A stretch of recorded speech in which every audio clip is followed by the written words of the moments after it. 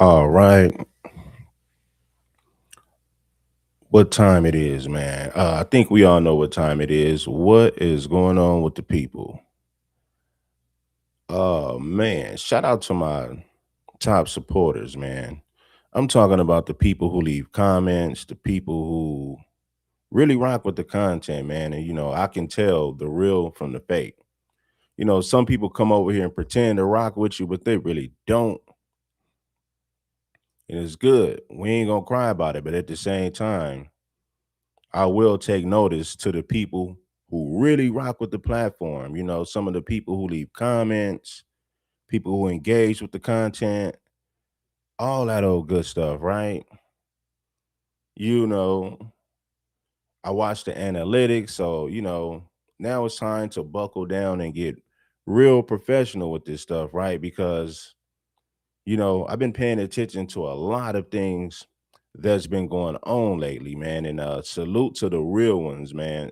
Shout out to Scoop for show.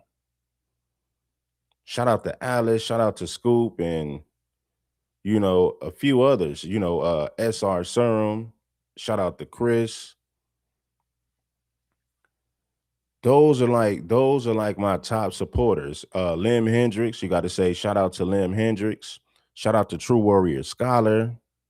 The people who really rock with the platform. Everybody else is, and I can't say. Matter of fact, let me be real with this. I don't want to leave some people out because you got a lot of people. Matter of fact, this is what we're gonna do. Make sure that you guys get the like button, man. Get the like button, man, before we dive into the conversation. Oh man, I appreciate what's really been going on, man. Shout out to the fam. You know, for real.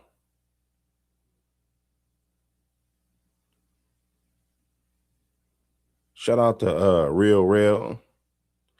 Real Real said, man, I like how you touch on different topics. Well, yeah, man, I try to touch on different topics, man. Salute to my people. Hey, man, shout out to you, man. Pasadena, let's get it. Now, I appreciate everybody that's really been rocking with the content. Now, let me dive into it. I seen the angry man give props to Officer Tatum, right? And I mean, that's his prerogative if that's who he rocks with. But I'll say this. Well, before I get into that, I'm gonna put it like this. He says Officer Tatum is very successful and da da da da. Yes, he is successful. He has a successful YouTube channel. But my thing is this. This is the crazy part about Officer Tatum. At what cost, though? Let me say something to Angry Man and all you black people who rock with Tatum. If a white person did something to you, Officer Tatum would be the same guy to justify it, or he would give the white person the benefit of the doubt. Now, if a black person does something to a white person, he's not going to give you the benefit of the doubt. He's just not going to do it. So, yes, he's successful, but then it goes back to what I said. Money makes everything excusable in today's society. I mean, he did a whole video. Angry Man did a whole video bragging about Officer Tatum's success. But at what cost, though? Officer Tatum would throw his own people under the bus to appease white folks. That's the type of person he is. And it's like, if you got to do that to make money, that's like, that's terrible. But it shows, but it shows what type of person that Angry Man is. He's willing to do anything for money because he supports people like Anton. He supports people like Officer Tatum. They're willing to do anything for money, fame, and success. Now, we all like money. Some of us want fame. Most of us want success. But I don't give a damn about your level of success when you operate and behave like Officer Tatum. Officer Tatum will throw black people under the bus for money and to appease white people. He's been doing it for years. If a white person harmed Officer Tatum's mother, he would give the white person the benefit of the doubt. That's how sick he is.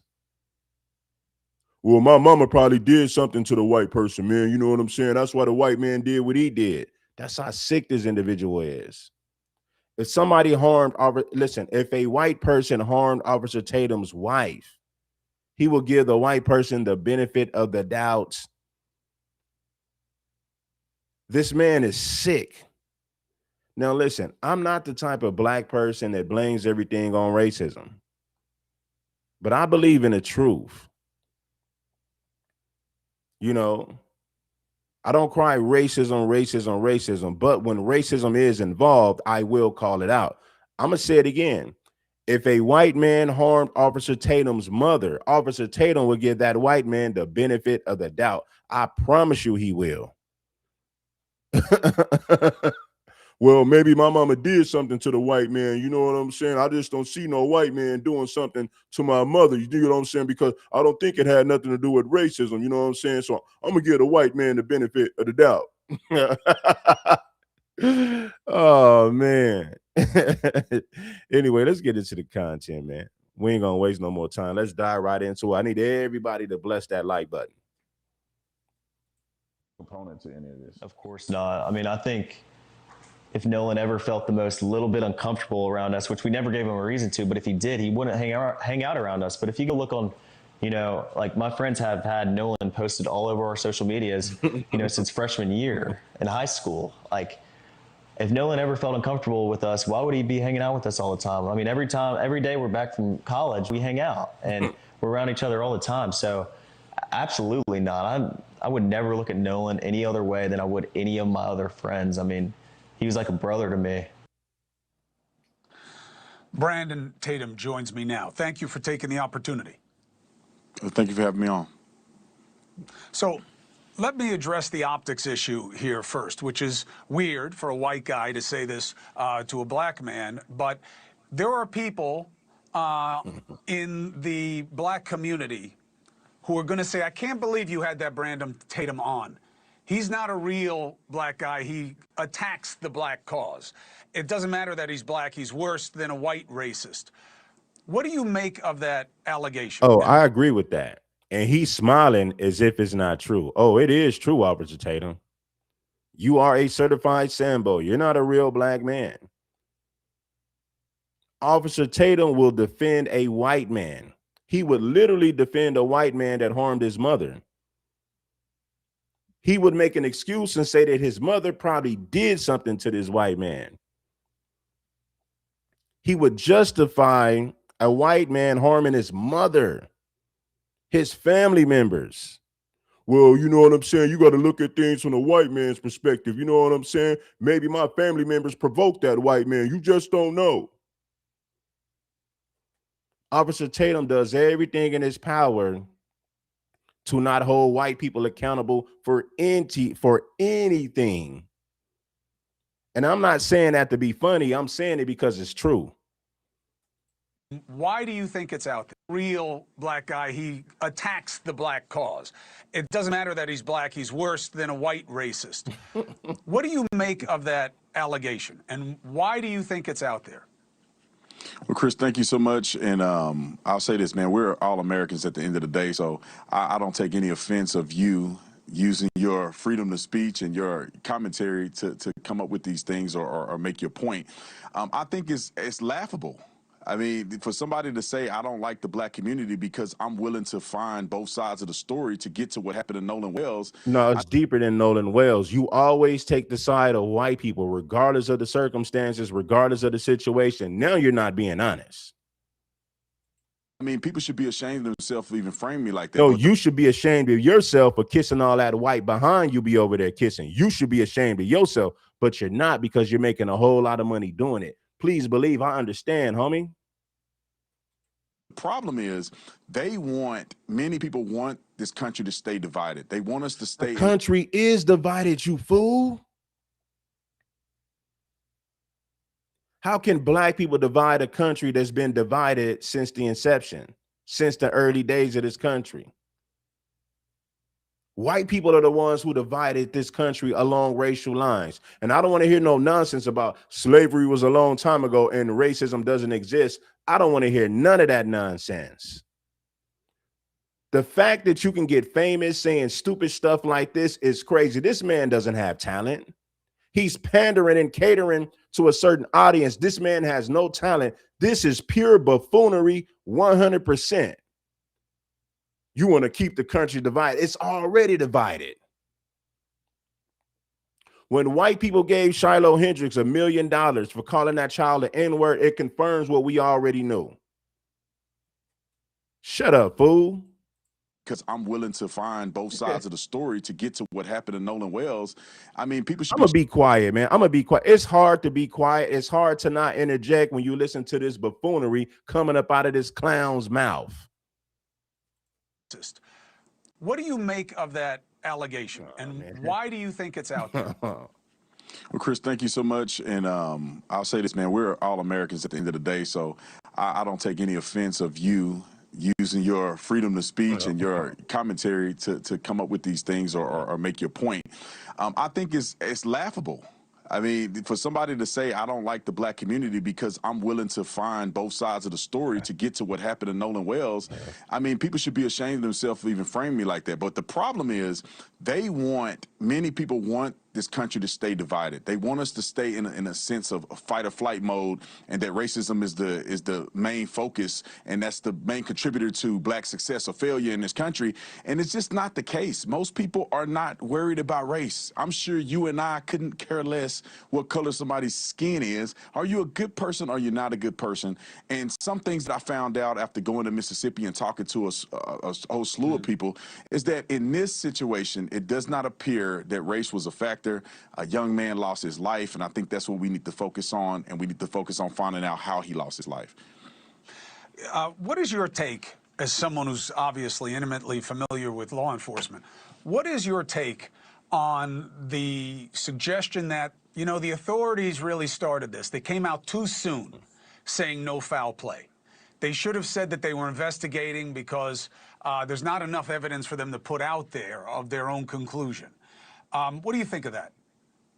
Well, they're darned if they do, they're darned if they don't. If they said nothing, people will be mad that they didn't say enough. If they come out and at least give some people some idea of what the investigation has in store so far, then people get mad at that. They did not say that there was no foul play.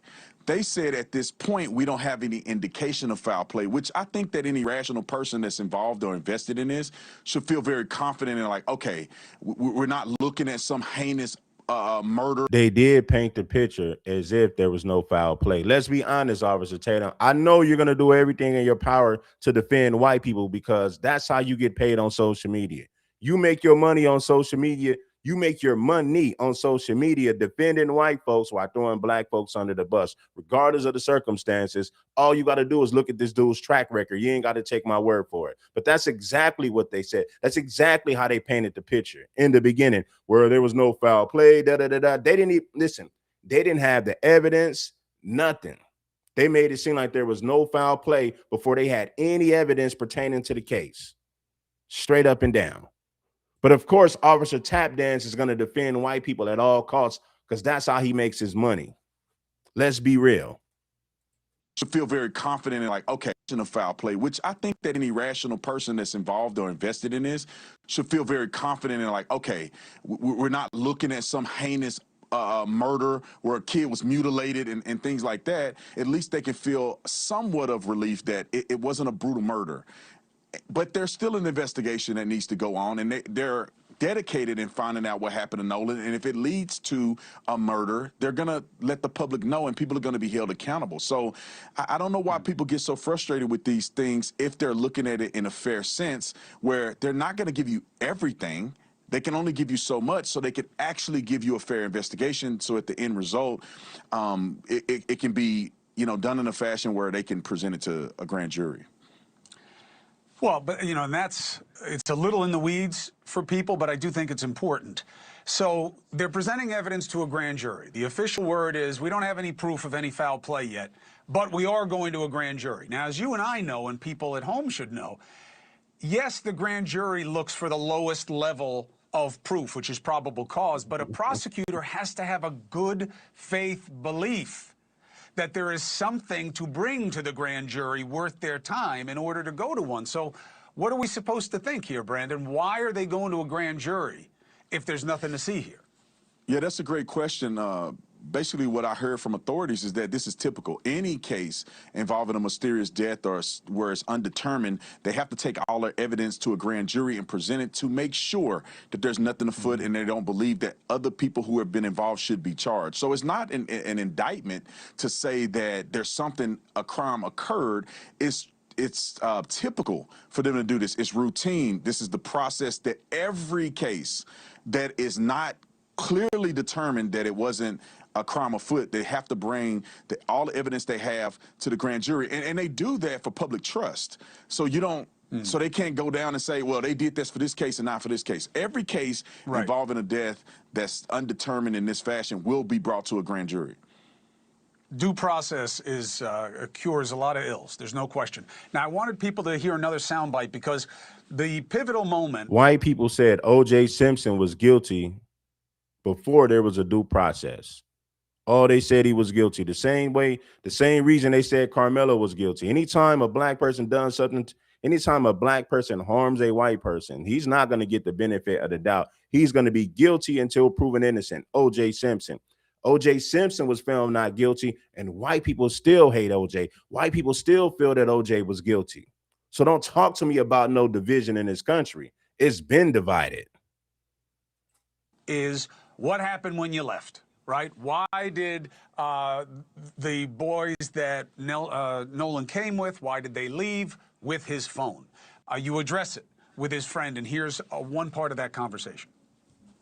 Nolan was sitting by the boat with that Katie girl, and my buddy yelled for Nolan, get on the boat. We're leaving. Panicking. Nolan, get the F on the boat. Get on the boat. And Nolan said, no, I'm staying out here. I'm going to ride in with somebody else. And it's not uncommon to hear, but it's not like my buddy asked him one time. My buddy asked Nolan multiple times to get on the boat. What's your read? Well, it seemed very truthful. I did see text messages where others had confirmed that the young man on the boat had asked Nolan multiple times. So it was confirmed not only by his statement, it was confirmed by the other young boys that were there, confirmed by others on the boat. And I saw a text message from the Katie girl who indicated in a text that they did ask Nolan to get on the boat. So, and when I went out there and I was on, they took me on a boat ride out there to see kind of what the environment was like. It does seem reasonable that when you have several hundred, even 1,000 people on the boat, several hundred boats out there, multiple friend groups. It wasn't just Nolan and 4 people. The group that was with Nolan was on multiple boats, and it was over 20, 30 people. So Nolan saying, look, I'm with a shorty right now. I'm about to hang out with her. I'm going to get on another boat as it comes in. I'm good. Because also they were in a rush to get out of there because their boat was sinking. So they had to get out of there early at 4:30, which is, pretty much ruining the party. And I can see why Nolan didn't want to get on a boat. Nolan's phone wasn't the only phone left on the boat. There was at least 5 people that phone was left on the boat that did not return with that boat. And later, one of the kids, who was a black kid, his mother came and grabbed the phone and Nolan's phone after, the incident had happened. So it wasn't uncommon that people would leave their phone on the boat in a haste of them potentially sinking, them leaving, and eventually going to get Nolan his phone back. What wasn't too odd when the totality of circumstances were explained to me. Brandon Tatum, I appreciate your take. It was very interesting. Now, do you guys feel like his friends are guilty? Do you think race had something to do with it? Or do you think Nolan's friends just wanted to get rid of him? I don't know, man. Like I said, I watched this case, but I haven't studied this case like a lot of you have, right? So I'm not going to jump the gun. I'm going to get the facts. I'm going to gather the evidence, and then I'm going to get my take on it from there. I really don't know, man. Was there foul play? Possibly. Was this, think about it like this. Can we say this was an accident and in the process Nolan lost his life? Or do you guys say, no, there was foul play, they're trying to cover something up? I'm not buying any of this nonsense. I want to get y'all thoughts. To see you down there and to get this interview. I appreciate it, and we'll talk again. All right, thanks for having me. All right, let's go over here real quick. Let's go over here. I got more stuff on the case, man. Hit the like button. Investigation intensifies in Wells' case. Good evening, I'm Gina Swanson. The district attorney leading the case is asking all agencies to refrain from speaking publicly about the case. All this comes after an independent autopsy report on Nolan's cause of death is inconclusive, and that's mainly because certain parts of his body could not be examined by the second medical examiner. WDSU reporter Chantel Davis has been on the case since it broke. She is now live. Chantel, you spoke with some legal experts about the case. What are they saying? Yes, Gina. So while the community desperately waits to learn what happened to Nolan Wells, I did speak with a legal expert, and he tells me the DA's move may prolong that waiting period for those of us to learn those answers. But he said what she did is not uncommon. If we sacrifice the integrity of the process in effort to satisfy today's questions, we risk undermining the confidence in tomorrow's answers. Breaking her silence, Jackson County District Attorney Angel McElrath releasing a video Thursday urging patience as her office works through the details and evidence discovered in the Nolan Wells death investigation. In Mississippi, the rules of professional conduct restrict the information a prosecutor can release during an investigation. The DA is now choosing to seal evidence in the case until it's presented to the grand jury. However, she did not. Hold on. The DA is going to seal evidence until it's presented to the grand jury. Yeah, we know. I'm leaning more towards foul play. I'm not the type of person that jumps the gun, but if we're using common sense here, I'm going to lean more towards some type of foul play going on.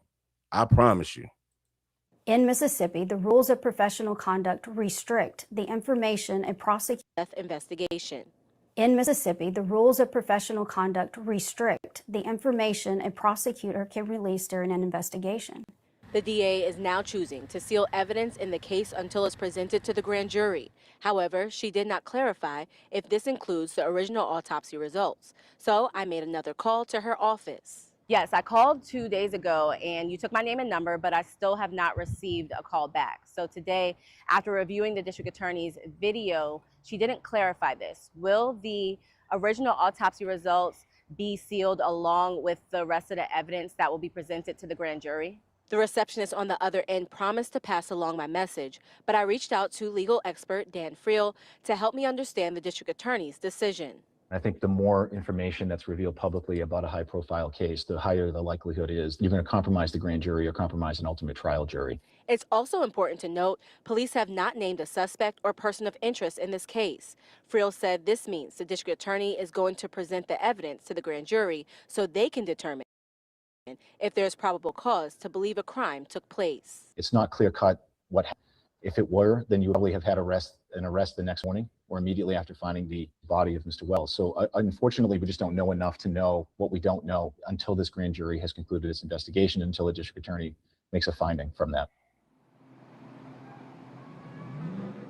Now, Nolan Wells' family continues to ask the same question: what happened to Nolan? And police say that witnesses have come forward. We're also still waiting for those original autopsy results, especially since that independent autopsy result could not produce the results that we were looking for because the pathologist could not examine all of Nolan's neck.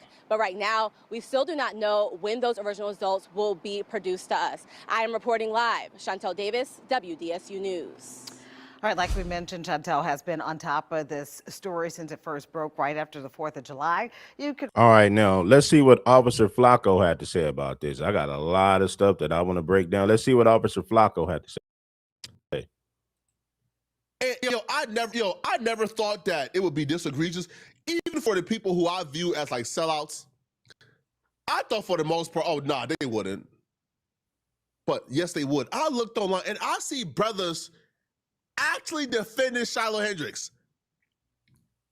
I say, yo, we in a simulation. We are in a simulation at this point. Now, I want to start to sell out.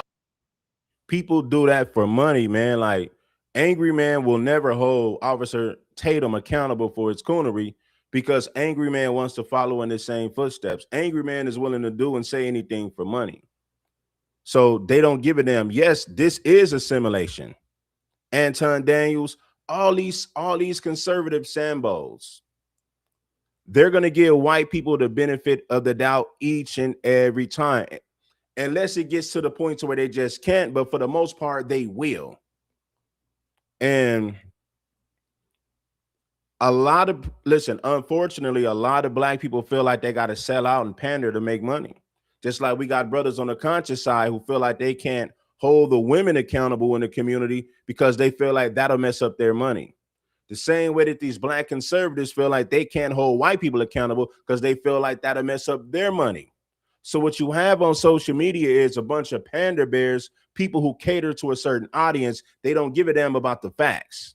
Of the day, of all time, well, not most of the time, but more points, the most points of all time, a top 10 rebounder, a top 10 assist man, a top 20 defender of all time, the best passer in basketball history, the best IQ in basketball history, and he has 7 rings.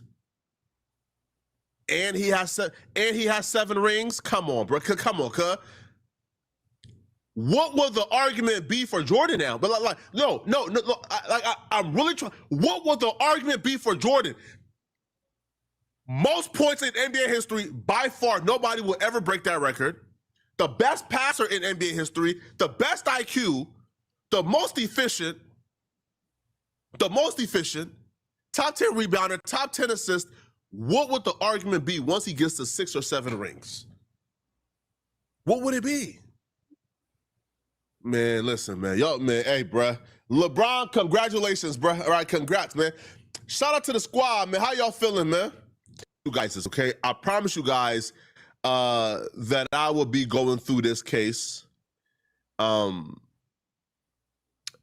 Get the lights on, and I get it. Some people feel like I'd rather be a Sambo on YouTube than work a regular dead-end job.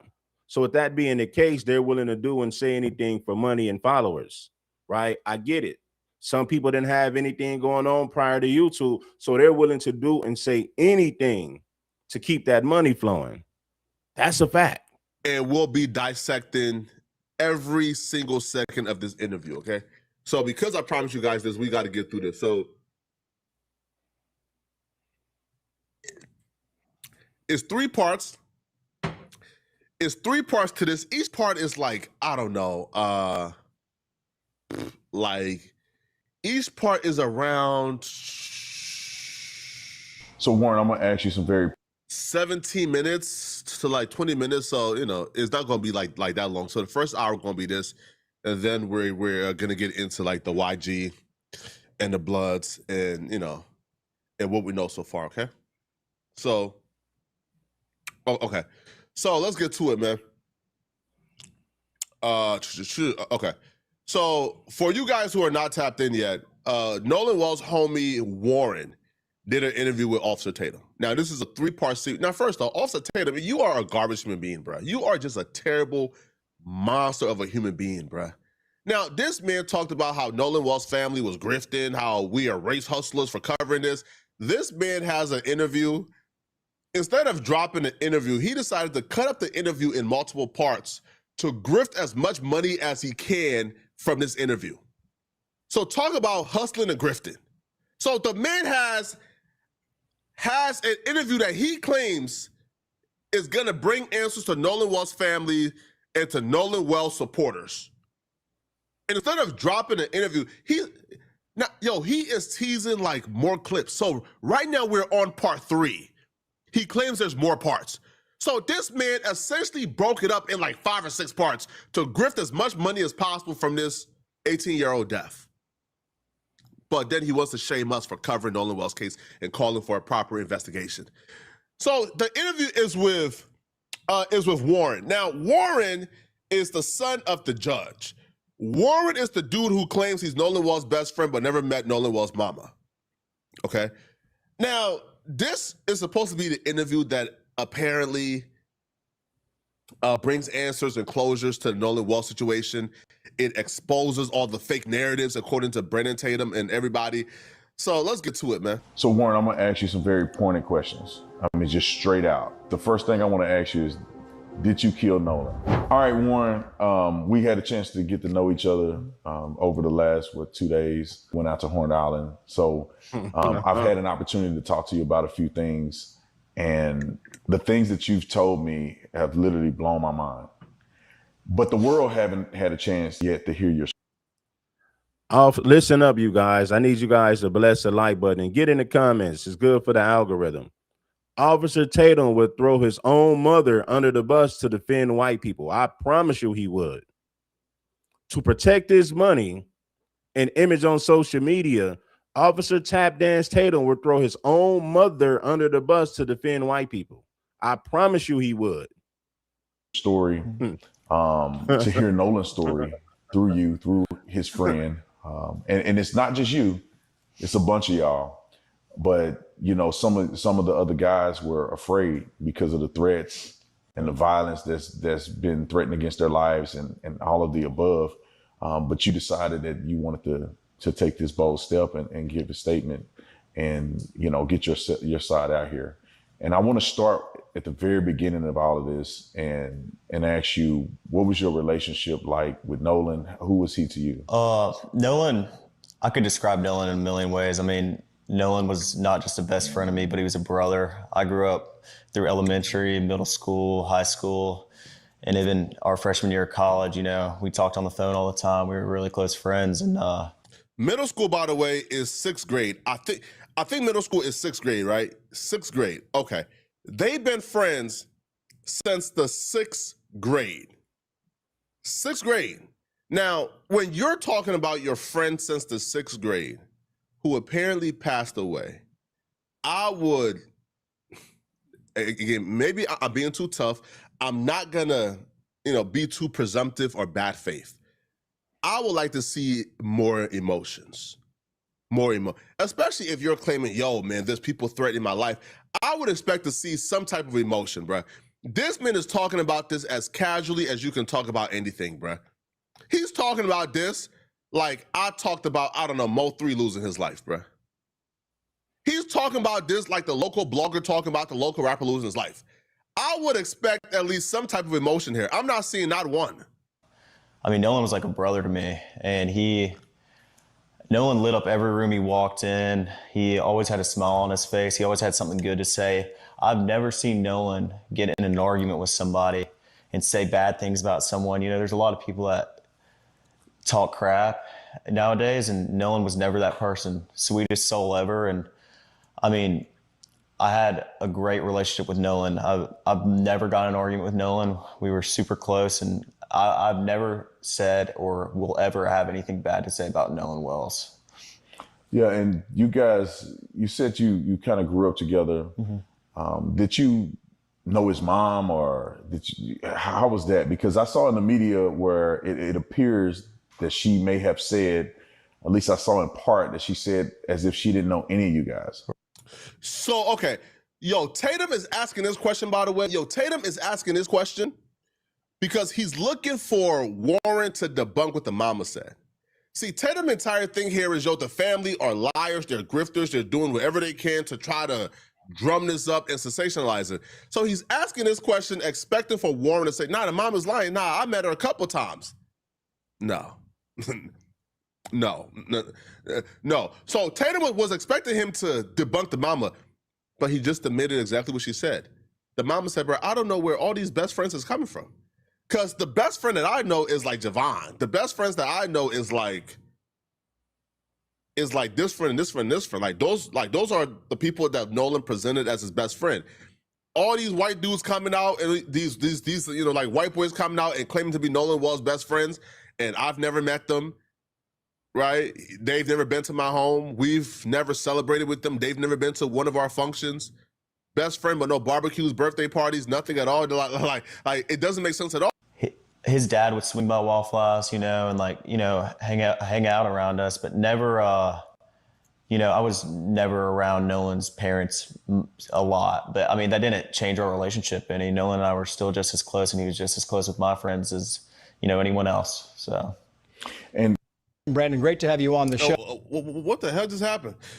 Here, all right, cool. So listen, I don't buy. Again, this is just like my perspective, okay? Okay. I don't buy the. Sorry about that. Yo. Now he did say 8th grade. 8th grade, what? Because this is Nolan Wall's first year. No. Okay. So Nolan Walls did 1 year of college. This was his second year of college he was going into. So Nolan Walls, for the most part, so they knew each other since 8th grade. That's about what? 6 years, 7 years? 4 years of high school. Let me go into it because I'm gonna show the original because he keeps stopping and interjecting. So what I'm gonna do, I'm gonna go to the original video and I'm gonna come back to Flacco. Right, that's what we're gonna do. Check it out. One of Nolan Wall's friends won an interview recently where he spoke about the backlash they've been getting since Nolan Wall's death and all the allegations. Now, to me, this interview did them no favors, to be honest, because first off, the person. Now, what the friends are trying to say is Nolan linked up with a woman and said, I'll be back later. So it was out of their control. He didn't listen to him. They said, Nolan, get on the boat with us. Get on the boat with us. Nolan decided to leave with the woman, with the female. That's what they're saying. Is it true? I don't know. The person they chose to do the interview with is like one of the most despicable, worst human beings probably on planet Earth, which obviously is hyperbole, but he's not too far off. Like, this dude is terrible. Brandon Tatum is not the person you want to do an interview with if you want for us to receive this interview with fair lenses. And if you're really close friends with Nolan and you want the world to believe that, you probably shouldn't do an interview with a man who has spent the last couple of weeks disrespecting Nolan's mom, calling her a grifter, a race hustler, all type of names.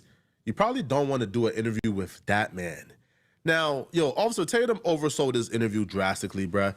Before the interview dropped, he was doing promo runs for the interview, talking about how this interview debunks everything and this interview solves the Nolan Wells mystery and this interview is what people need to watch to hear the truth. So he oversold this and then dramatically and drastically underdelivered. Got to say something real quick. Benjamin Crump should be ashamed of himself. Al Sharpton should be ashamed of themselves. I'm right here in Mississippi. It's crazy that I had to fly down here to even get this information. They've been lying on these boys. I got evidence, and I'm going to show it to you, and I'm going to lay it out for you. It is a shame that that boy Nolan did not get the respect that he deserved.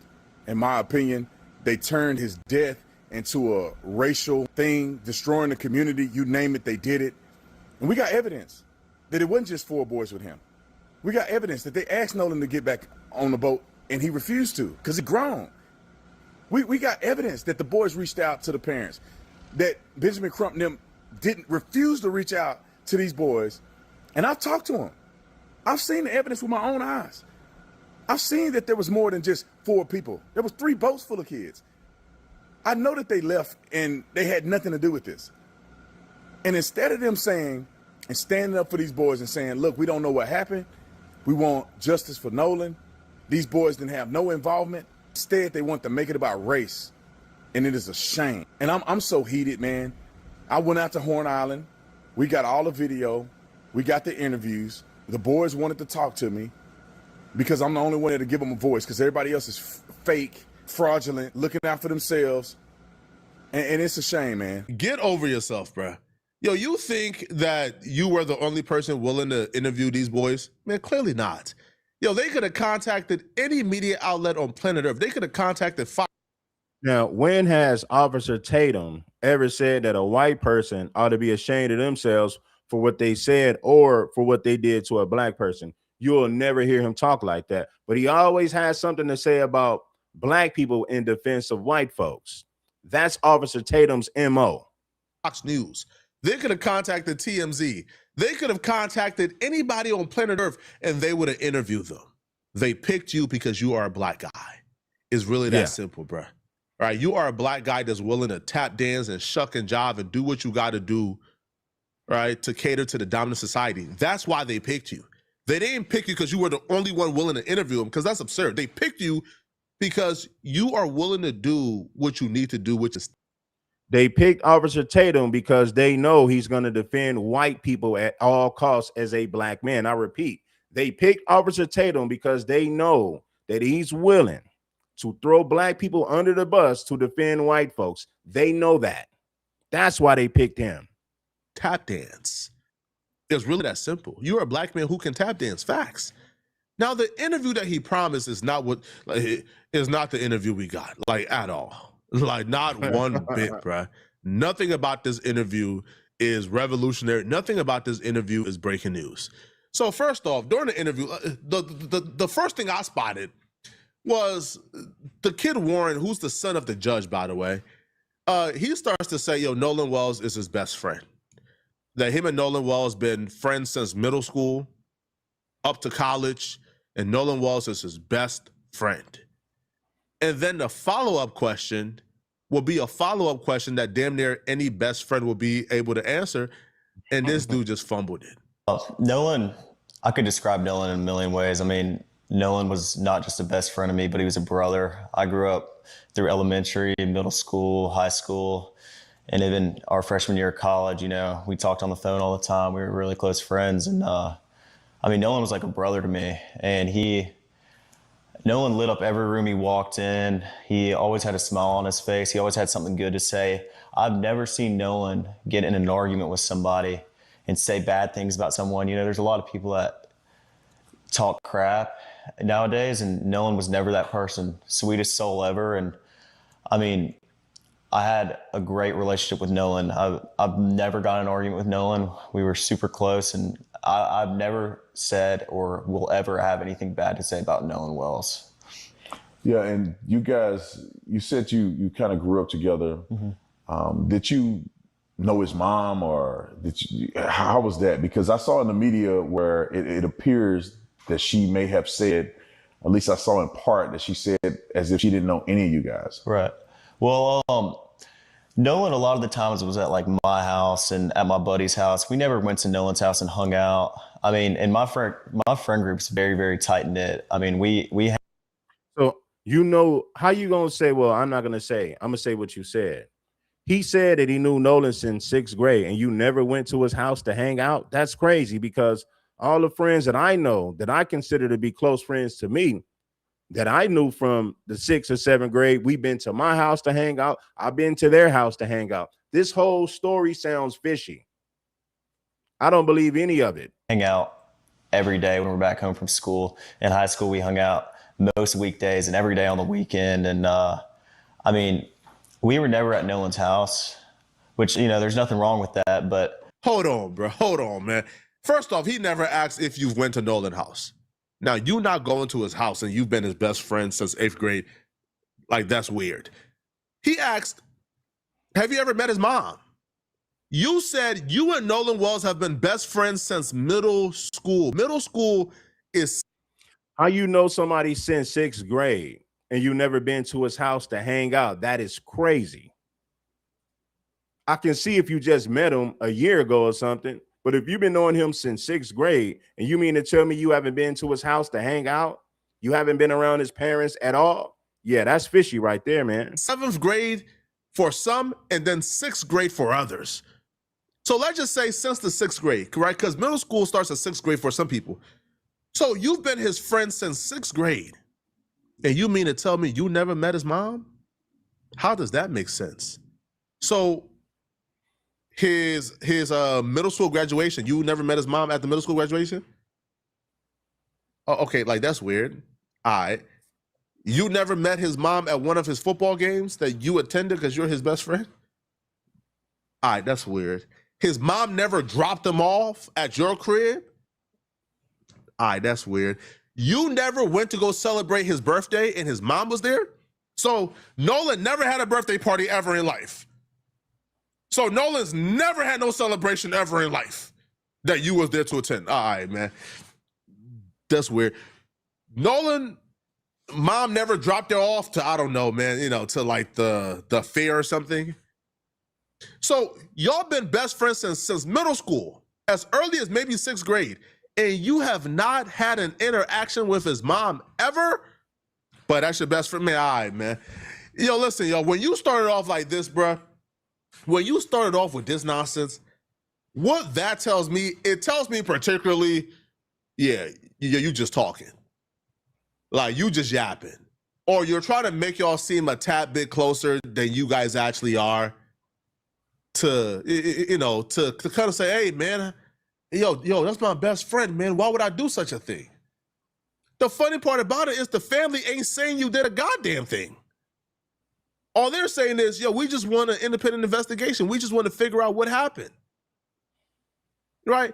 Now, Brandon Tatum says that this interview had undoubtable evidence that Nolan Wells drowned and that these kids are innocent.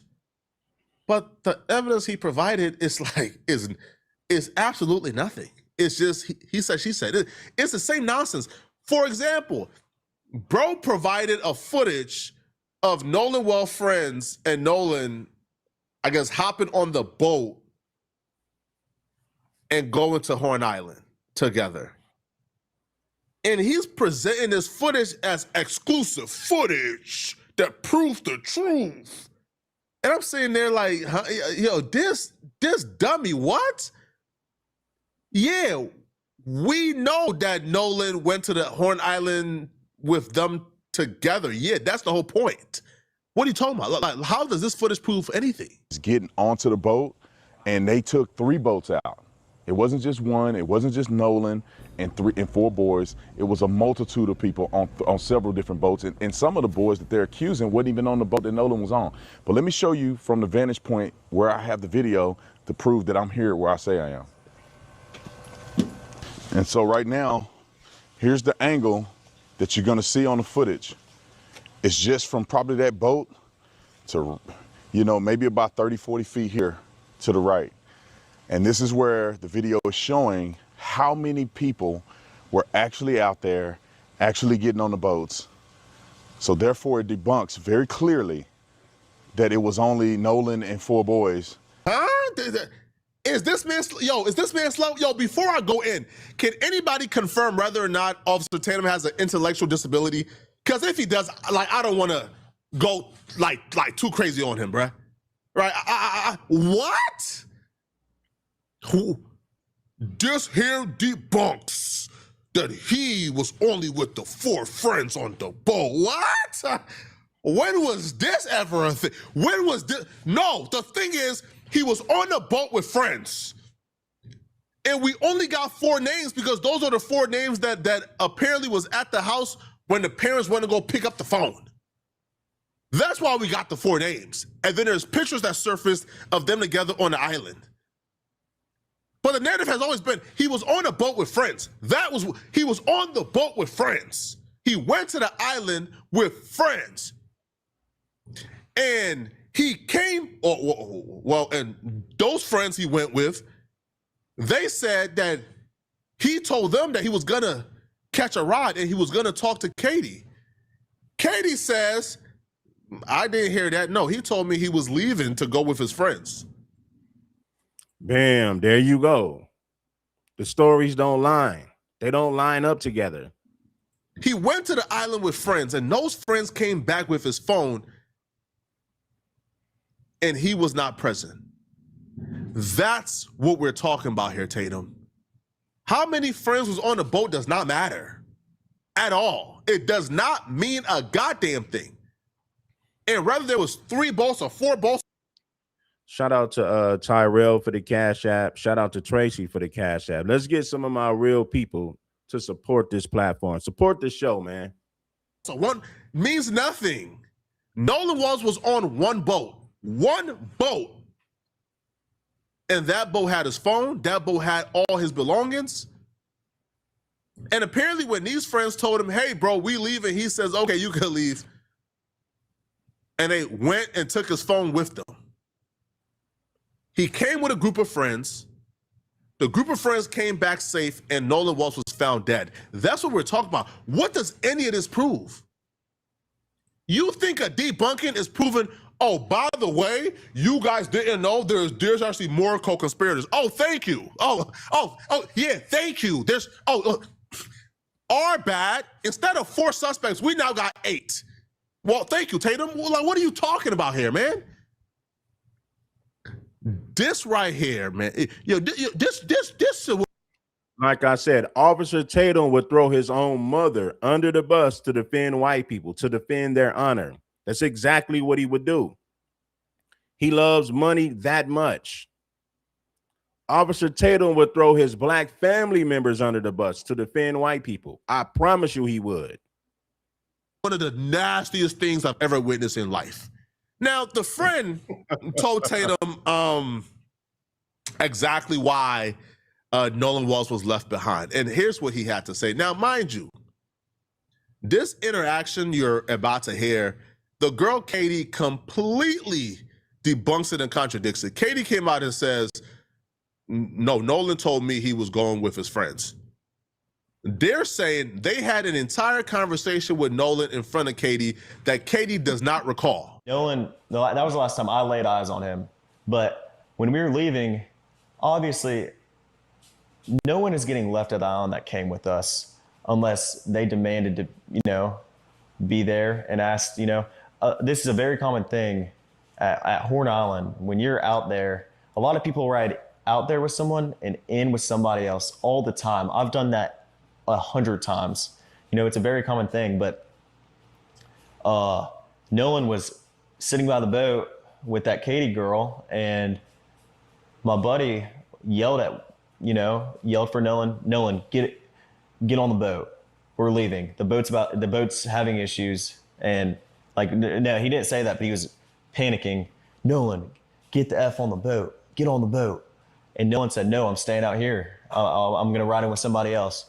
And it's not uncommon to hear, but it's not like my buddy asked him one time. My buddy asked Nolan multiple times to get on the boat. Nolan, get on the boat. Get on the boat. We're leaving. If you're coming, you got to come now. And Nolan made a decision to stay out on the island. And like he said, how many people heard that? Were there just at least just a 5 few, or?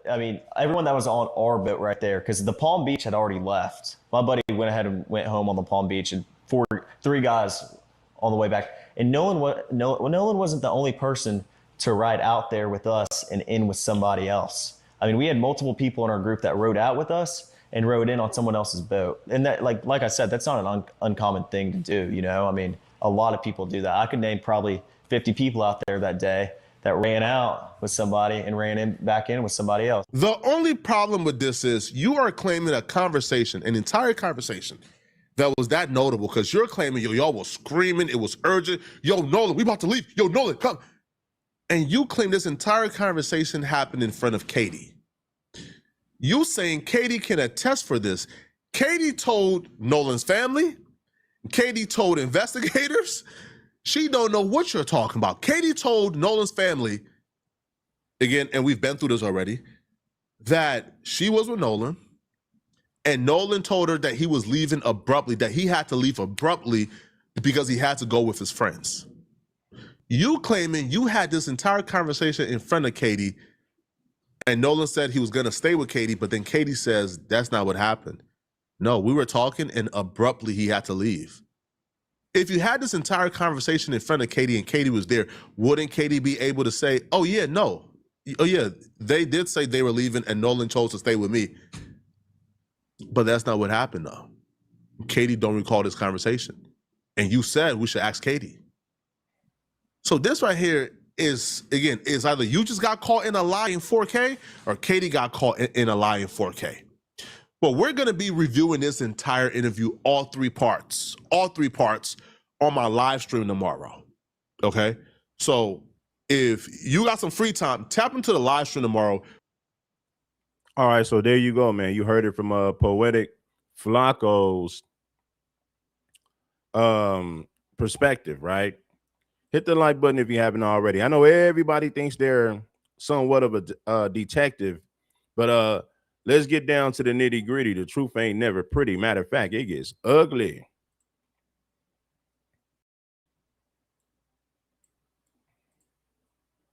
For more than 2 weeks, the young men who went to Horn Island with Nolan Wells said nothing in public while the internet decided they were guilty. That silence has ended. Warren Hudson, 18 years old, who calls Nolan his best friend, and whose name has appeared in more online accusations than anyone else connected to this case, sat down and gave his account of the 4th of July from beginning to end. He says the boat was sinking. He says that is why they left. He says Nolan was asked to get on that boat more than once and said no. Now, an account is not evidence. Hudson gave this interview to a conservative commentator, not to investigators, and every word of it is his version of events.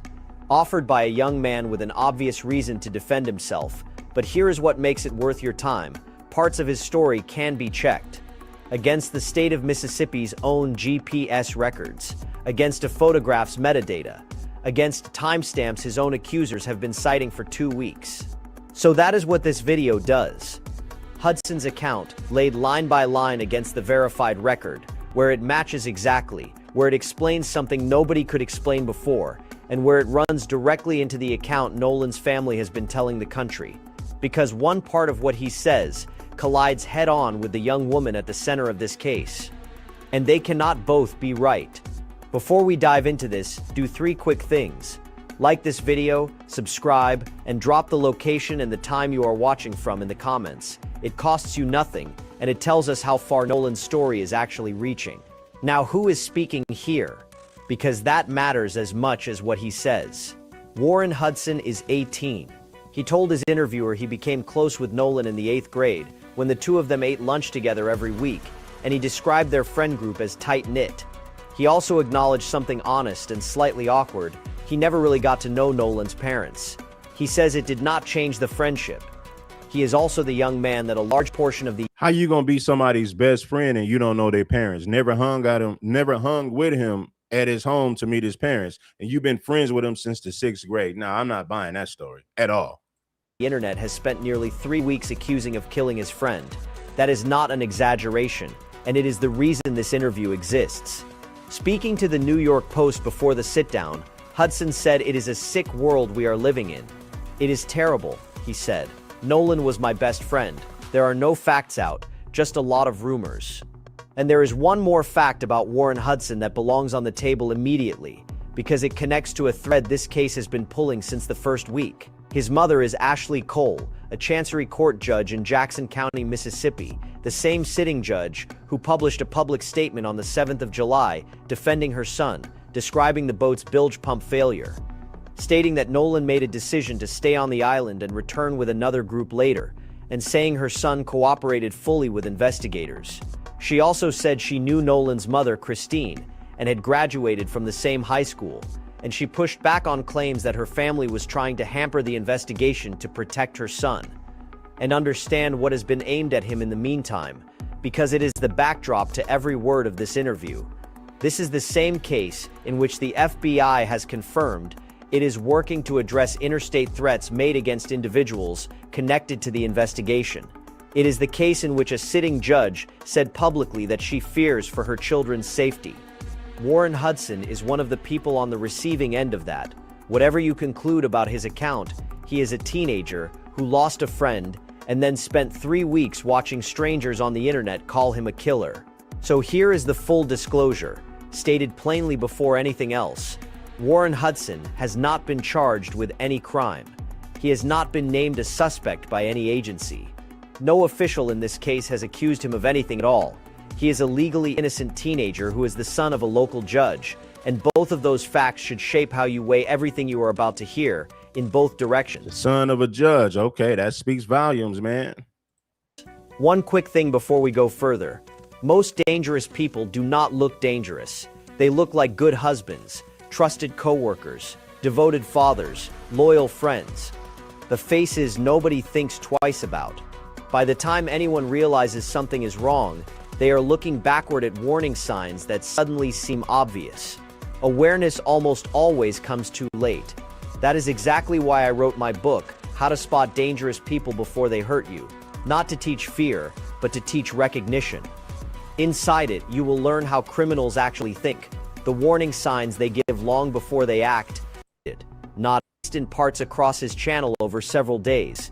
That is not a neutral newsroom, and this channel is going to say so plainly, for one specific reason. We applied exactly the same standard to the other side.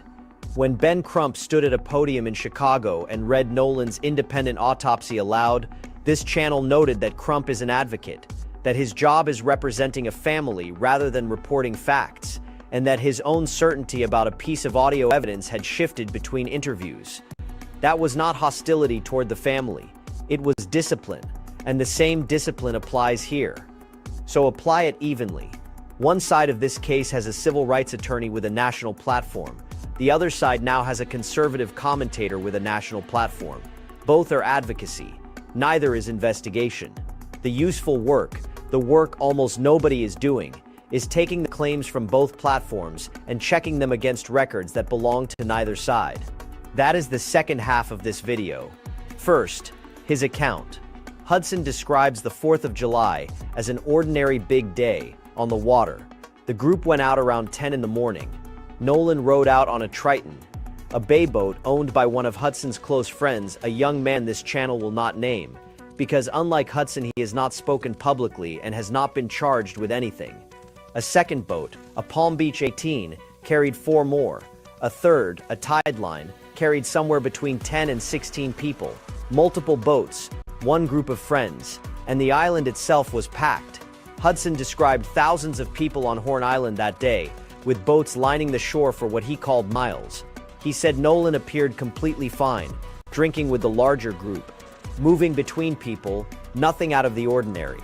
Then, at some point in the afternoon, a girl came up to Hudson and told him his brother had just gotten into a fight. This is where his account runs straight into one of the most viral claims in this entire case, the claim that Nolan Wells was in a physical altercation on that beach. Hudson says he put his drink down and ran. When he got there, someone was being pulled away, and his younger brother told him what had happened. Another young man had punched him in the face, he had punched back, they had gone to the ground, and his brother had put the other person in an armbar. Hudson describes a crowd of younger guys, his brother's age. Then his interviewer asked the question that matters. Was Nolan involved in any of this? Absolutely not, Hudson said. He says Nolan was not there, that he never saw him anywhere near it, and that the people involved were a different, younger group entirely. He says he pulled his brother off the beach, told him to get in the water and cool down, and that was the end of it. Now hold that against everything else on the record, because this is the third different account the public has been given of a fight on that island. Weeks ago, a viral video circulated that many people believed showed Nolan arguing shortly before he disappeared. Ben Crump described audio in which a voice he attributed to Nolan protested about his phone. Then Trackiston Shepard, another of Nolan's longtime friends, told ABC News that the voice in that clip was his own, not Nolan's, and that the confrontation was his, involving a stranger. Whoa, this is deep. I need everybody to get those thumbs up, get those likes up for the story. Let's get it. With no phone involved. Now Hudson describes a separate fight involving his younger brother, also not Nolan. 3 descriptions. 2 of them, from 2 different friends, say the same thing. Whatever happened on that beach, it was not Nolan Wells. And 1 piece of official corroboration sits underneath all of it.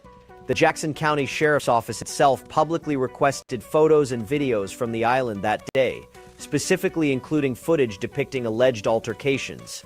Investigators do not ask for that if nothing happened. What no one outside the investigation can say is whose altercation it was, or whether it has anything to do with how Nolan died. What Hudson's account does add is a reason the group's attention was somewhere else that afternoon, because of what he says he found when he got back to the boat. The Triton was taking on water. This is the part that answers the question in the title of this video, so listen for the detail, because detail is what makes an account checkable. Hudson describes roughly 6 inches of water standing in the boat up to the transom. He says he opened the starboard side hatch and found the battery completely submerged. The motor would not stay trimmed down. His friend would trim it from the console and it would come right back up. The bilge pump, whose entire job is to push water out of a hole, was clearing nothing. He says he looked over the gunnel at the bilge outlet and found it sitting level with the water line. Water coming in, nothing going out. His explanation for how it happened is mundane and, to anyone who has spent time on a boat, entirely plausible. Too many people getting on and off, too much weight, over too many hours. Dragging water in over the sides until the hull was carrying a load it could not shed. He describes what followed as chaos. The boat's owner jumping into the water to set a rear anchor. Another friend digging trash out of the bilge to try to get the pump working. Hudson yelling at people to calm down while telling them the boat could sink. And a friend on the tide line eventually deciding to tow them out away from the crowd and the shallows, so they could work the problem. That tow, he says, began at 4:30 in the afternoon, which brings the account to its hardest moment and the reason Warren Hudson agreed to talk at all. The last time he saw Nolan Wells, by his own telling, was around 3 o'clock in the afternoon. Nolan was on the sand with a young woman he had spent most of the day with. Hudson describes glancing over, seeing Nolan shaking his head and laughing, and calling out something teasing to him. That was it. That was the last time he laid eyes on his friend. Then came the leaving. And his version of it is specific. He says that when the group was ready to go, one of his friends called out to Nolan repeatedly to get on the boat. He describes the man as panicking, shouting a version of "Get on the boat, we are leaving, the boat is having issues." He says it was not asked once, it was asked multiple times. "Nolan, get on the boat. If you are coming, you need to come now." And he says Nolan answered, "No, I am staying out here. I am going to ride in with somebody else." Hudson then makes an argument that deserves to be heard on its own terms, because it is the core of the friend's entire defense. He says riding out to Horn Island with one group and riding back with another is completely ordinary on that stretch of coast. He says he has done it himself many times. He says Nolan was not even the only person in their own group who rode out with them and returned on someone else's boat that day. He says he could name 50 people who did the same thing that same afternoon. So it is not like we just left him there, he said. Nolan made a decision to stay on the island after my friends asked him multiple times, and he decided to stay. Then Hudson made the claim that has traveled furthest, and the one this case may eventually turn on. He says the young woman Nolan was with sent a text message to one of his friends the following day.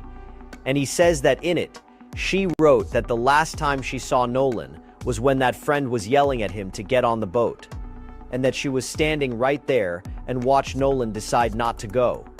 Hudson says he has a picture of that message. Understand exactly what that claim does, because it is the most consequential sentence in the entire interview. For 2 weeks, the central contradiction of this case has been between two accounts of Nolan's final decision. The friends have said he chose to stay. Ben Crump, speaking for Nolan's family, has said the young woman's account is specific, that it has not wavered, and that she says Nolan told her he was going back to get on his friend's boat before it left. If Hudson's description of that text is accurate, then the young woman's own words, sent the day after Nolan disappeared, would support the friend's version rather than contradict it. And if it is not accurate, or is missing context, then it is a claim about a teenage girl's private message, described publicly by someone with an interest in the outcome. This channel has not seen that message. No news organization has published it. No investigator has confirmed that it exists or what it says. See, I'm just here to cover the story. I am just here to cover the story, and I'm going to put all the pieces together. But right now, everything is looking fishy to me. Her family's public statement, issued weeks ago, described her leaving the island safely on another boat and having no knowledge of what happened to Nolan afterward. It did not describe watching him refuse to board. So the honest status of this claim is simple, unverified, enormously significant if true, and exactly the kind of evidence a grand jury can test and the internet cannot. One pause. For him, underneath the competing accounts and the platforms and the lawyers is an 18-year-old who did not come home. So write his name in the comments plainly, with respect. Nolan Wells. Let the record under this video be about a person rather than an argument. Now the part nobody else is doing, checking this account against records that belong to no one in it. Start with the timestamp, because it is the strongest single piece of corroboration in the entire interview. Warren Hudson says the boat left Horn Island at 4:30 in the afternoon. He says it twice, unprompted, while describing the tow. The Mississippi Department of Marine Resources tracked that vessel electronically that day, and CBS News obtained the data. According to that record, the boat departed Horn Island at 4:31 in the afternoon. 1 minute, a young man recalling a chaotic day from memory, weeks later, on a talk show, landing within 60 seconds of a GPS log he had no part in creating. That does not make everything else he said true. A departure time is a fact he would have reason to remember, and one his mother had already stated publicly. but it is a real, checkable point of contact between his story and a machine record, and in a case this saturated with invention, that counts for something. Now the more interesting one. The GPS data did not just record the departure, it recorded 4 separate movements afterward, and one of them has been treated online as deeply suspicious for 2 weeks. After returning toward the dock, the boat traveled into Fort Bayou at 5:52 in the evening, then went back to the dock at 6:06, a boat making an unexplained detour into a bayou, hours after leaving behind the young man who never came home. Countless videos have made that stop sound sinister. Hudson explains it, and the explanation is almost aggressively boring. He says that once they had been towed clear and the motor would finally stay trimmed down, the boat's owner pulled the drain plug. That is a standard trick. With the plug out and the boat up on plane at speed, water standing inside the hull drains out the back as you run. He describes moving everyone's weight forward to get the boat to plane, running at roughly 40 miles an hour, and watching the water empty out. But you cannot leave the plug out. So, he says, they ran into Fort Bayou and stopped for one reason, so the owner could jump in and put the plug back in the boat. Then they docked it. Check that against the log. Fort Bayou at 5:52. Back at the dock by 6:06. 14 minutes. That is about how long it takes to stop, put someone over the side, reseat a drain plug, and move on.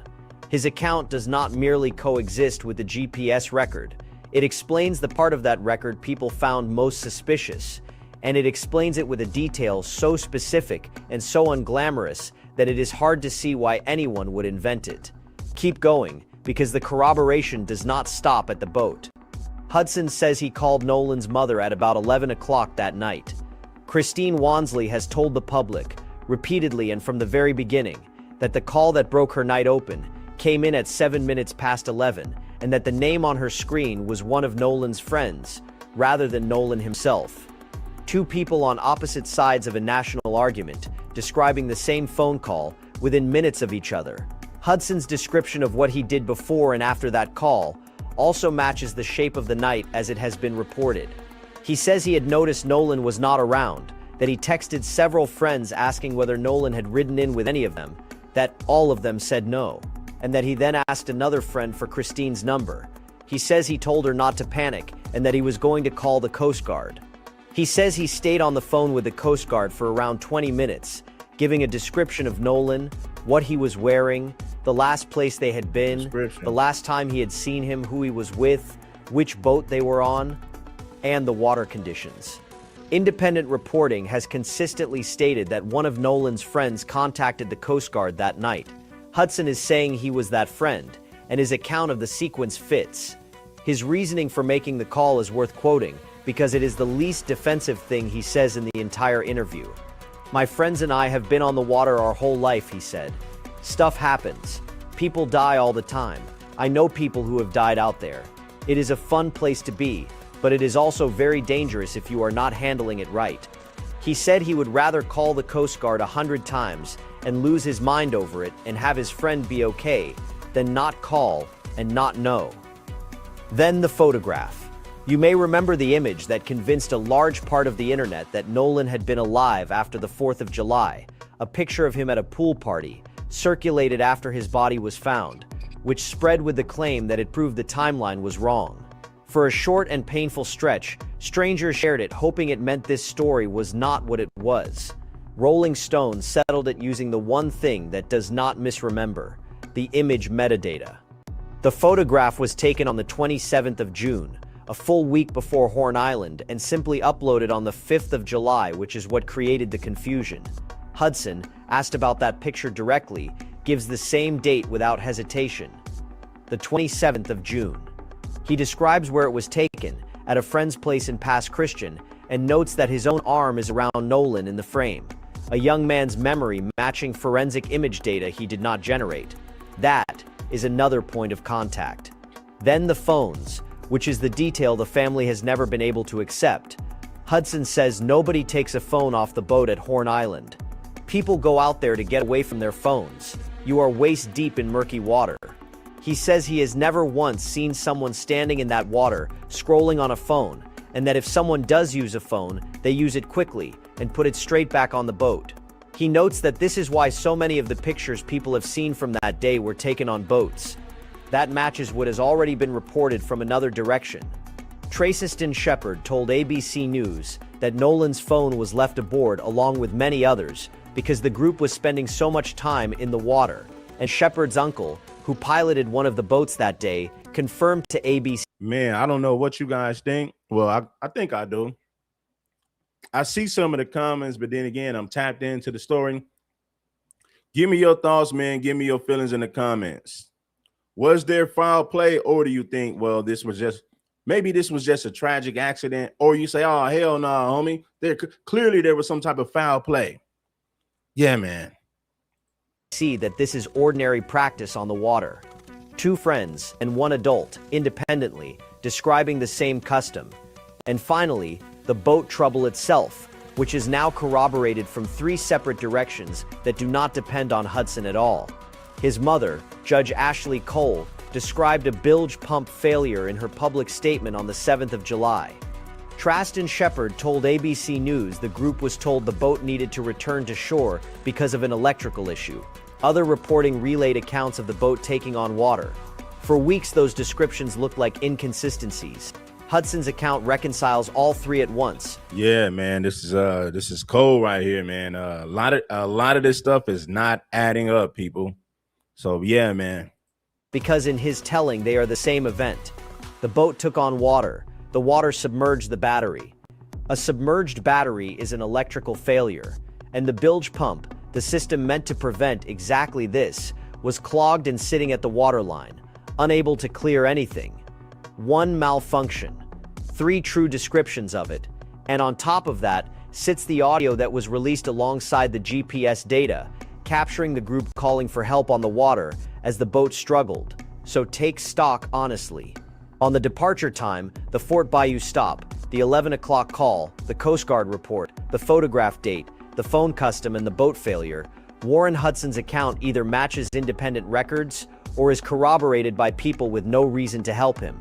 That, it is a substantial amount of verification for a single interview. And it is exactly why the next section matters, because verification of the checkable parts is not the same thing as proof of the unverifiable ones. Here is what Hudson's account does not resolve. It does not explain the phone. Nolan's family has never disputed that phones stay on boats. What Christine Wansley has said, over and over, is that her son knew he was staying behind on an island with no facilities, no shelter, and no way to call anyone, and that an 18-year-old in that position asks for his phone before the boat pulls away. "Give me my phone," she has said. "Give me my keys." The friend's account has a young man declining a ride home and simultaneously letting his only means of communication leave without him.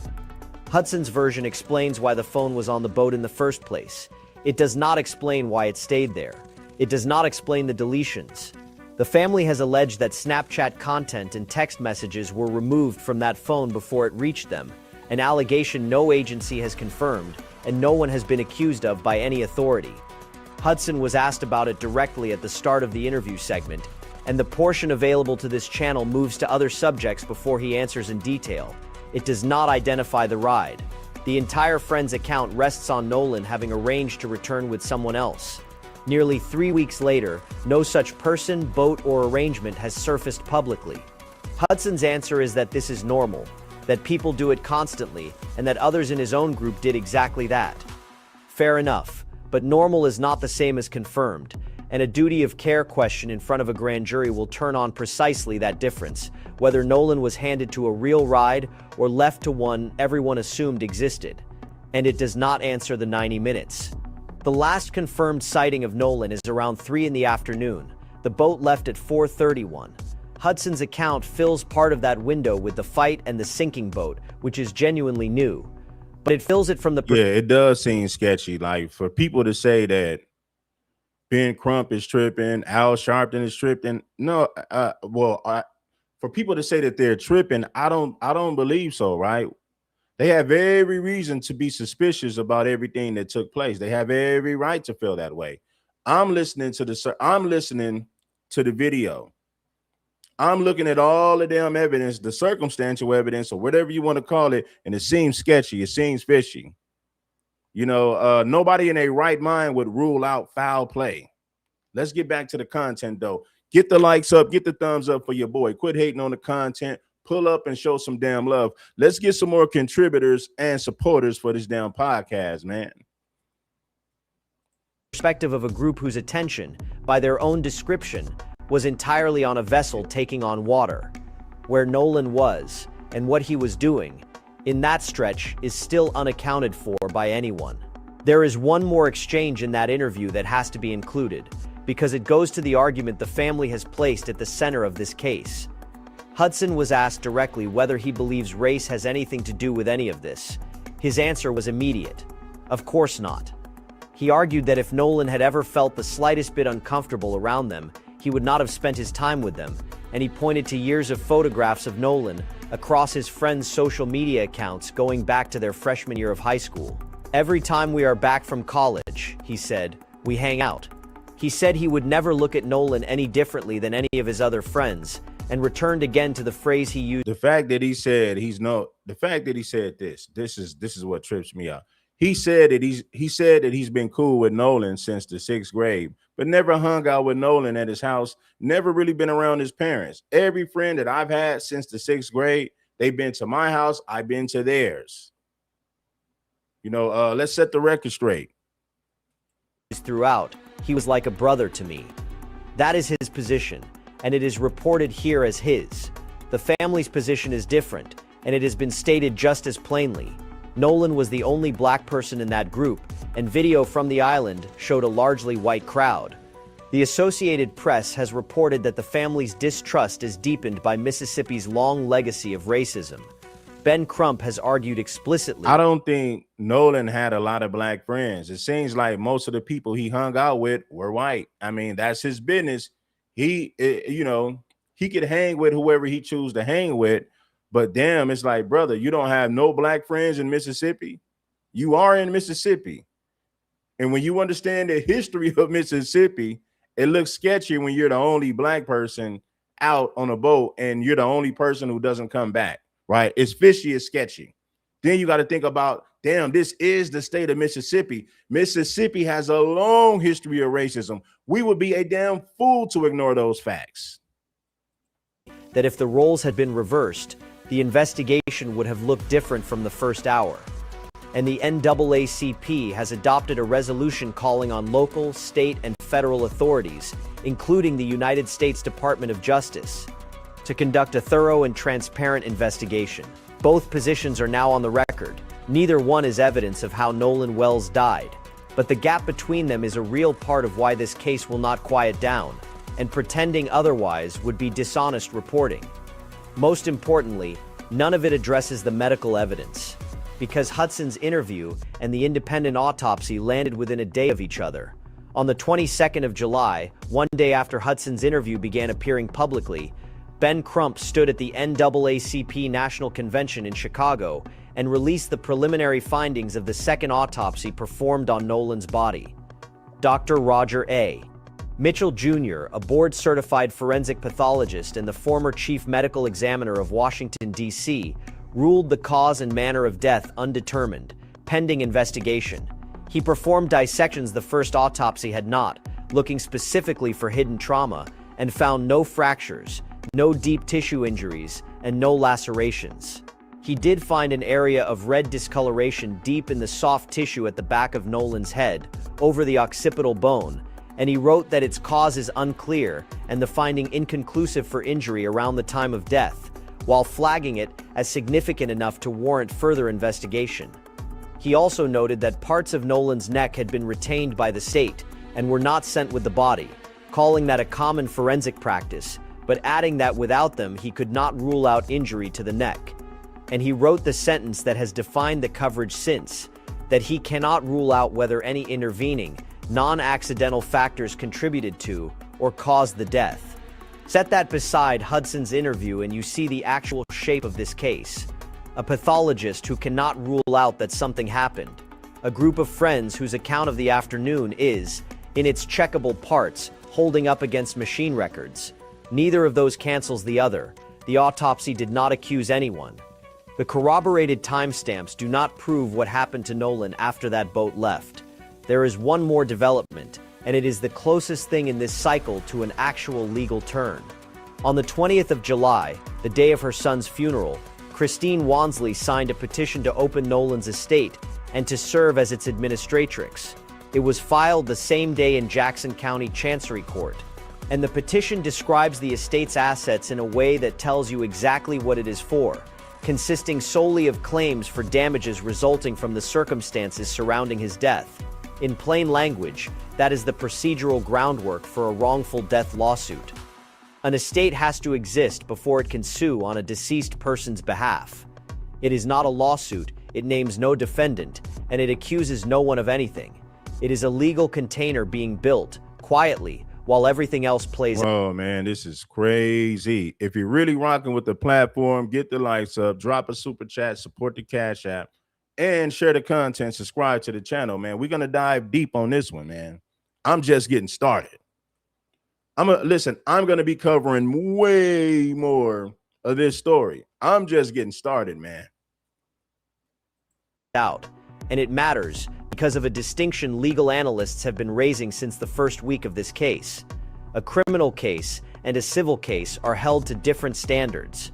A grand jury weighing charges asks whether there is probable cause to believe a crime occurred.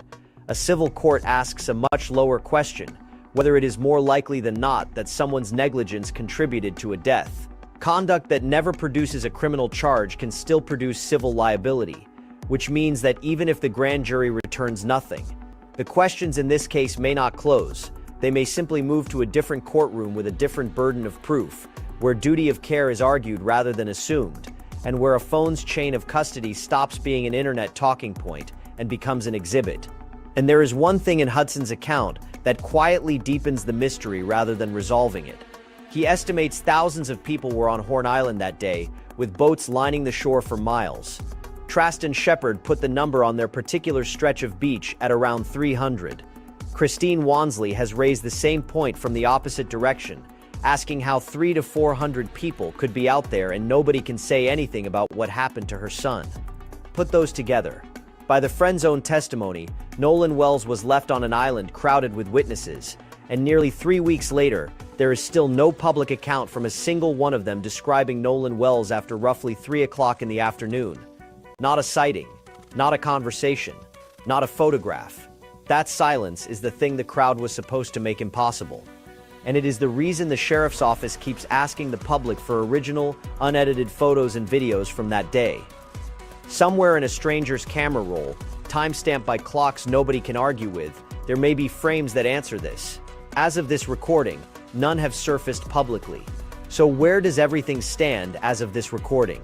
The independent autopsy is complete and preliminary, with cause and manner undetermined and 7 questions the pathologist says remain unanswered. The state's autopsy is finished, but unreleased, still waiting on toxicology, and the Jackson County coroner has confirmed it is not yet complete. The sheriff's office is leading the investigation, has interviewed dozens of witnesses, and is being assisted by the FBI on digital evidence. If anybody want to tap in, let me know now, because if not, I'm going to end the show. So we got some people who want to tap in. You're welcome to hit the link right now, and you can speak on things from your perspective. Let's get it. By clocks nobody can argue with, there may be frames that answer this. As of this recording, none have surfaced publicly. So where does everything stand as of this recording? The independent autopsy is complete and preliminary, with cause and manner undetermined and 7 questions the pathologist says remain unanswered. The state's autopsy is finished, but unreleased, still waiting on toxicology, and the Jackson County coroner has confirmed it is not yet complete. The sheriff's office is leading the investigation, has interviewed dozens of witnesses, and is being assisted by the FBI on digital evidence and on interstate threats against people connected to the case. The district attorney has committed to presenting the completed file to a grand jury. An estate has been opened, and no one at any point has been charged with anything or publicly named a suspect, which brings this back to the promise in the title and to what the GPS data actually confirms. It confirms that the boat left Horn Island at 4:31 in the afternoon, within 1 minute of what Warren Hudson said from memory.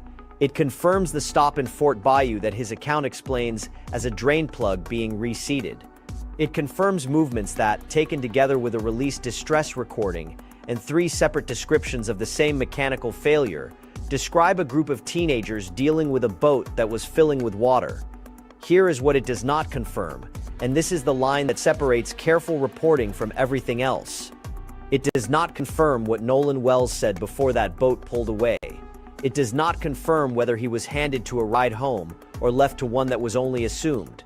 It does not confirm what happened to him in the hours after, on an island where, by Hudson's own estimate, thousands of people were standing. And it cannot explain why a pathologist found an unexplained mark on the back of his head. 2 families are now living inside that gap.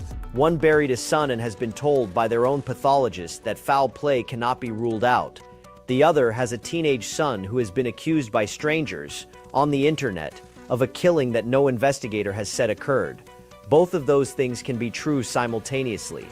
That is the hardest fact in this entire case, and it is the one almost nobody wants to sit with, because it offers no villain and no resolution, only a process that has not finished.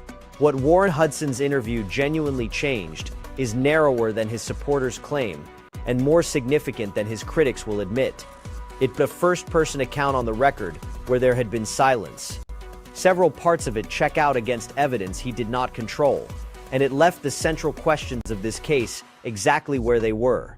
The answers are not going to come from a podium in Chicago or a commentator's channel.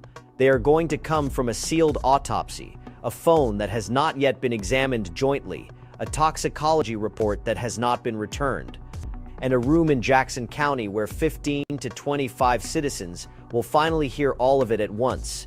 When those things land, the verified breakdown will be here, and nothing before it is confirmed. Yeah, man, this is like I said, man, I spoke on this before, but I think I'm gonna take a deep dive into this whole case and start doing more content about this whole situation because it's sketchy, it's fishy. Shout out to Lawrence for the Cash App. I appreciate you, my brother. Shout out to Lions Dollars for blessing us with a Cash App. You know, you're highly appreciated, my brother. Shout out to my brother's Lions Dollars, man. Let's get it. Shout out to Lions Dollars for being one of the realest supporters I got. You know, shout out to Scoop, Lions Dollars, Lim Hendricks, True Warrior Scholars. Some of the realest supporters I got, those are the guys right there. And I got some other people too. Tracy, Tiffany. And what I'm going to do is I'm going to give a roll call tomorrow. I'm going to give a roll call of my top supporters, people who really rock with the platform, not people who pull up and pretend like they rock with me. These are the people who truly rock with the platform. These are the people who truly support the platform. So salute to them, man. I got to take my hat off. No leaks dressed as facts. No accusations aimed at people no authority has charged. If that is how you want this case covered, subscribe and turn on notifications. Nolan Xavier Wells was 18 years old, a graduate of Ocean Springs High School, a rising sophomore wide receiver at Southwest Mississippi Community College, days away from reporting back for his season. He went out on the water on a holiday with people he had known since middle school, and he did not come back. The young man who says he was Nolan's best friend spent an hour describing a day at the beach and a boat full of water. Nolan's mother has spent nearly 3 weeks asking a simpler question, and she has never once changed it. She has not asked for a conviction. She has. All right, so there you go, man. There you go, man. That's the Nolan Wells case. And shout out to this guy right here, man. I got to give him a shout out, man, because I use his content. I think he did a good job at breaking these facts down. Shout out to Crime with Mr. Story. Shout out to Crime with Mr. Story. I don't want to use Nancy Grace stuff because, you know, a lot of times you use that. And now let's see Stephen A. Smith. Let's see what Stephen A. Smith had to say. Will Stephen A. Smith keep it a stack? Huh? Will he keep it a stack? Would he keep it a buck with us? Would he keep it a buck with us because he really rock with us? So let's see. Information to motivate true understanding yet. Now, let me ask you something that started action And it's also starting to get polarizing, even though we don't really have any information to motivate true understanding yet. Now, I'm talking about the Nolan Wells investigation. Got it. I have been on it from jump, and the impetus for me was that I understood why the family felt that the initial word from the investigators that there's no foul play. I understand the sensitivity given the other components of this, where it was, who this is, how quick that answer came before they really had any kind of sense of context. But the immediate pushback was, oh, Ben Crump, Al Sharpton, here they go, making it racial when there's no proof of that. Why has this resonated where other cases hasn't? Well, it resonates particularly in the black community because in the year 2026, we find ourselves sensing and being highly suspicious of vicious circumstances. There was a black dude who was the only black dude in attendance, and he's the only person, the human being, that didn't come home alive. Something's wrong with that picture. And the people that were there with him have no answers. Something is highly suspicious about that. Now, it would be irresponsible to accuse folks of murder or to accuse folks of criminal behavior that lent itself towards this kid being killed. But the bottom line is that if you sent your son out and they go on a boat trip with these guys and he's the only one that doesn't come back alive and he's the only black individual that was there, you better believe that the black community is going to be up in arms as well as we should be, because that is highly, highly suspicious. It's not just that he's deceased. And on top of that, you have to consider this. Study the history of Mississippi. So the black community has every reason to be suspicious of what took place. When you understand the history of Mississippi, then you look at the circumstances of the case, how he's the only black person and he's the only one who didn't come back home. So study the history of Mississippi. Look at the circumstances of this case. We have every reason to be suspicious about foul play. Get the likes up for your boys. Support the platform. Subscribe to the damn channel. The truth is more than you can handle. That he's gone. It's that there's no explanation. Nobody knows anything. Well, he was with you. Listen, you're a dad. I'm a dad. We send our children out, and first of all, regardless of what ethnic arms, as well as we should be, because that is highly, highly, and he's the only one that doesn't come back alive, and he's the only black individual that was there. You better believe that the black community is going to be up in arms as well as we should be, because that is highly, highly suspicious. It's not just that he's deceased, that he's gone. It's that there's no explanation. Nobody knows anything. Well, he was with you. Listen, you're a dad. I'm a dad. We send our children out. And first of all, regardless of what ethnicity, regardless of what color we're talking about here, we send our children out, and you're the only one that doesn't come home alive. I'll be damned if the Chris Cuomo that I know doesn't want answers and doesn't expect answers. You know me, and I'm going to push for answers. So for no one to have answers as to what happens is when the suspicion elevates exponentially. That's what this is about. It's about the fact that there's been no answer. Nobody knows. A matter of fact, the parents, from what I read, the parents were saying they didn't even get a hold of the cell phone until they used whatever device to locate it, and it was brought to them by one of the people that was in attendance with their son. I'm saying all of those things lend itself towards an extremely heightened level of suspicion. Something smells. Now, do I know what that is? Do you know what that is? Hell no. But I'll be damned if that we can't ask those questions, and we shouldn't insist on further investigation, and we shouldn't be hell-bent on getting to the bottom of what happened. There was one black dude in attendance with a slew of people who all happened to be white. You're in Mississippi, and one person comes back, it doesn't come back. They are dead. And it happens to be the black kid. I'll be damned if black America is not going to stand up and say, something wrong with that picture. We need to find out what the hell happened. And I stand with folks who say I need to find out what happened. That's all I'm saying. Need to find out what happened. Yeah, I think that the two critical words, you got the legal system and then you got, well, or is it a justice system?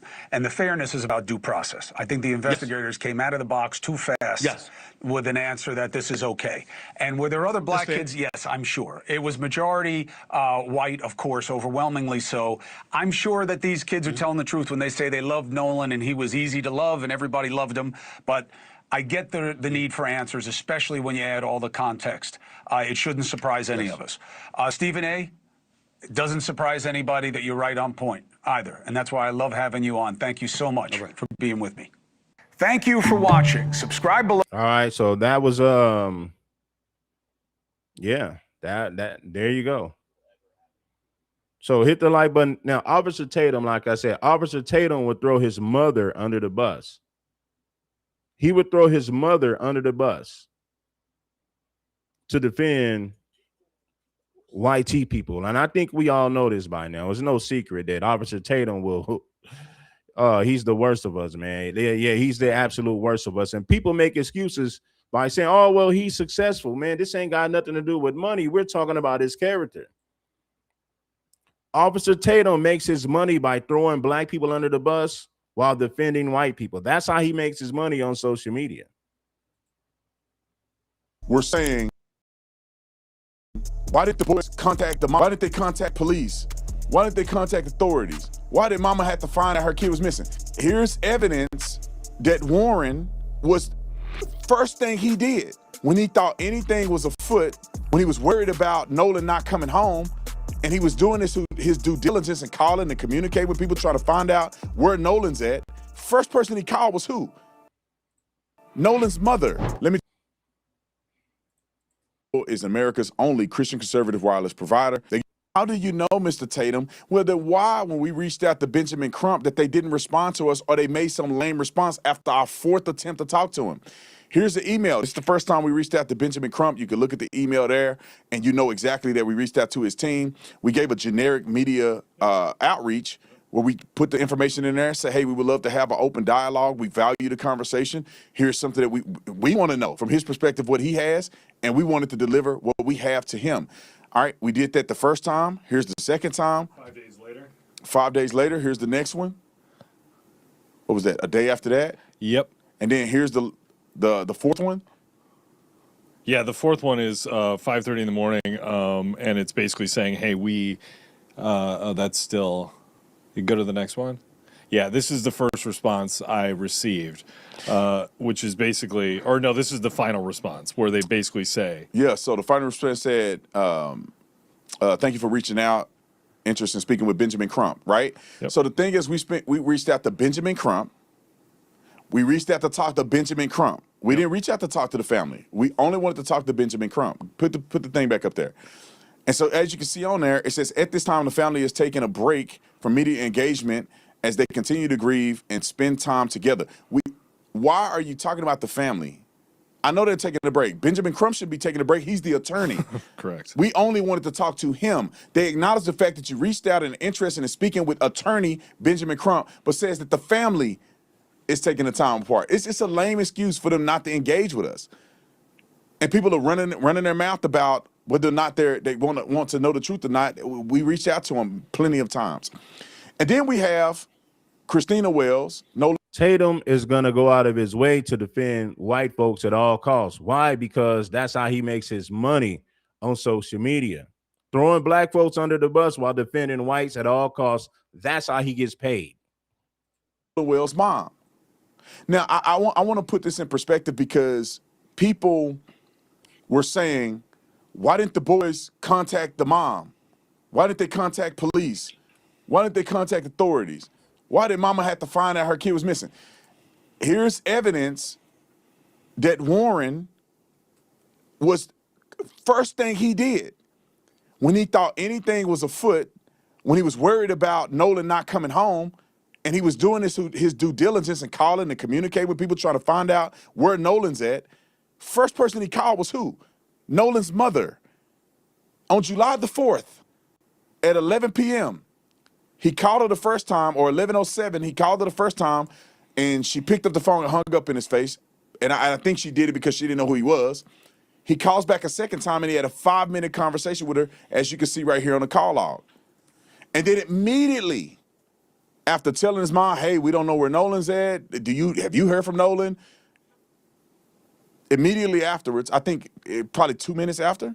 Yeah, scroll to the next one. Yeah, 13. So literally after the 5-minute call, there was probably about a minute, give or take. So about a minute, Yeah. a minute or so after he had tried. Shout out to Royalty in the building. That's one of my top supporters as well. Shout out to my dog, Big Dog Royalty. I appreciate you, brother, for all your love and support. Yeah, man, let's get back to the content. To communicate with Nolan's mom. Who does he call? He called the Coast Guard. He called before Nolan's mother called, before any of the other friends, and I'm doing this in quotations, meaning that they are categorizing these people as his close friends. None of them called. None of them. I don't know if they didn't care or they just wasn't close enough to Nolan to notice that he wasn't coming to where they're supposed to be at. He called the Coast Guard right here. It's also important to note that these are screen caps from Warren's phone sent to us directly. Yeah, the screenshots from Warren's phone sent to us directly. We saw them live, and then we took the screenshots to show you guys so you know that. And we blurred the numbers out because we don't want to put people's numbers out there online. But these are the actual phone call records. And then here is aerial view. People were saying this was a secluded island. Benjamin Crump them came out and act like this was, and I know for a fact, all of you guys that are listening, I know when you first heard this, I know you were thinking the same thing I was thinking. I thought they went out to a secluded island. Yep. He said he went out with white boys, his 4 friends or so, and he didn't come home. And somehow there was a girl that seen him, and as if it was, I don't know, 10, 15 people at this island or less. Mm-hmm. Look at this video. This was sent to us by a pilot who rode over the island and took a picture and captured it. Every little dot that you see on the screen, which there has to be hundreds of boats on the top side, which is the northern side of Horn Island. And then there's probably about 30, 40 boats on the south side of Horn Island. And then all the streaking that you see inside of this picture, which could be another 40 boats or so, or maybe a little less than that. I mean, it could be like 20, 30 boats, are all boats that are coming and going from the island. You think thousands of people are there, hundreds of boats, saturated with people coming and going from the island. And so therefore, when you see Nolan and the friends say, you know, people are coming and going. If you want to go and come, you can come with somebody, go back with another person. So you see the traffic of how many people are coming and going from this island. Nolan clearly could have went with somebody if he did not go with the people he came on the boat with. Something that's important to note as well is you said, you know, the narrative is this is a remote island, like, you know, in the middle of the ocean, very small. It is about, 10 to 12 miles long. Yeah. And you can see it from shore. Like you can visit without binoculars, you can see the island. Yeah, where we were staying, when we went to Mississippi, we could see it in the distance. Yep. You can see about 7, 8 miles out. We were a lot closer to the island than they were when they docked and came in. Here's another item of evidence that I think is important for us to debunk, and that is this photo right here. People are still using the photo. Some nut job on Instagram the other day, and I don't know why people still follow these people because they're liars and they're evil. Because Nolan, or not Nolan, but Warren was on my podcast and said, hey, I was the guy that had my arm around Nolan in this picture, which tells you that how close friends they were. Yep. This is a week before at an event, and Nolan is out there with all his white friends. And they were... I've seen black people blame Nolan. Well, Nolan, what did you learn from Get Out? Or whatever, right? They said, well, how come Nolan only hung around white people? He brought this on himself. I can see why you would say that, but I don't want to say that right now because I don't want to be judgmental before I really get down to the bottom of it. But I get it. It does raise suspicions. You say, well, why would a black person in Mississippi hang around all white people? I could see if it was a mixed group of people. But why would a young black man in Mississippi be hanging around all white folks? I understand why people would say that. So I'm not tripping. Saying, oh, this was the day arm around Nolan in this picture, which tells you that how close friends they were. Yep. This is a week before at an event, and Nolan is out there with all his white friends. And they were saying, oh, this was the day of. Benjamin Crump pushed that this was the day of. Yes. And here's a screenshot of the actual incident, time-stamped by the guy who actually took the photo. And what does it say? June the 27th. at 11:58 p.m. Debunks the idea that this is somehow associated with the day he was killed or he died in a drowning or whatever happened to Nolan. And the other thing that's important, obviously, we have the timestamp, but also, too, a lot of people were saying, oh, the USA and the guy's chest hair. We talked, Nick and I actually sat with Warren at dinner, and we brought that USA chest hair stuff up. And based on what Warren said, which is they were so excited for the 4th of July, he preemptively did it as, he's just excited. So people who say that that's, clearly on the 4th of July, no, they were enthusiastic about this event for weeks. They had made mention that they had been excited about this from last year, yes, July the 5th. Yep. Meaning that the day after July the 4th, because they all went to the island last year together. Yes. But nobody's talking about that. All of a sudden, they went and killed him this year, but last year, they all went to the island, nobody mentioned it. Before we get into the Christine stuff that we're going to talk about, we were going to present some text messages from the Katie. The Katie that, everyone's talking about, who was with Nolan, who was, people say may potentially last seen. We don't know. That's alleged. But we were going to show these text messages, but we decided what, Brandon? Well, we wanted to talk to Katie first. Yes. Because in due diligence, we spoke to all the other kids that were involved in this, allegedly. And we actually had a sit-down interview with Warren and Tristan.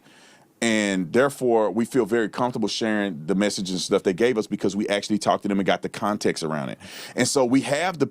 Shout out to Royalty for the wonderful Cash App. Royalty, I appreciate you for the Cash App, my brother. Much love and much respect. Much love to you all. We have the text messages from Katie, and I can give you a synopsis, but I didn't want to put it on the screen because I didn't want anybody taking her out of context or anything of that nature. If Katie wants to come forward and talk to us about it, we'll treat her with the same level of respect and dignity as everybody else, and then we'll present those at the time as evidence. We do have the text. I will tell you what the text say, in a synopsis, but I don't want to put her text and stuff out there without talking to her first and giving her the opportunity to present as much context as she needs. And because I think it's not going to be as thorough if we just put it up on the screen, she may have tons more information about it. So Katie, if you're watching this, anybody that know Katie, we will treat you with the same level of respect and dignity as we did everybody else. Be cognizant of interviewing you. And if you have a lawyer or something, we'll consult and do everything to make sure that we protect you and protect anybody that you may mention so nobody gets sued and none of the other stuff. So, Katie, you can reach out to us at tips@theofficertatum.com, tips@theofficertatum.com. I think we got a phone number or something like that. You can text us on our phone line, 480-788-1858. Perfect. All right, let's get to... and make sure that you bless the like button if you haven't already. Salute to the family. Salute to everybody that's been rocking. Shout out to my loyal supporters, not the flip floppers and wish washers. Not the flip floppers and wish washers. Let's get back to the content, brothers.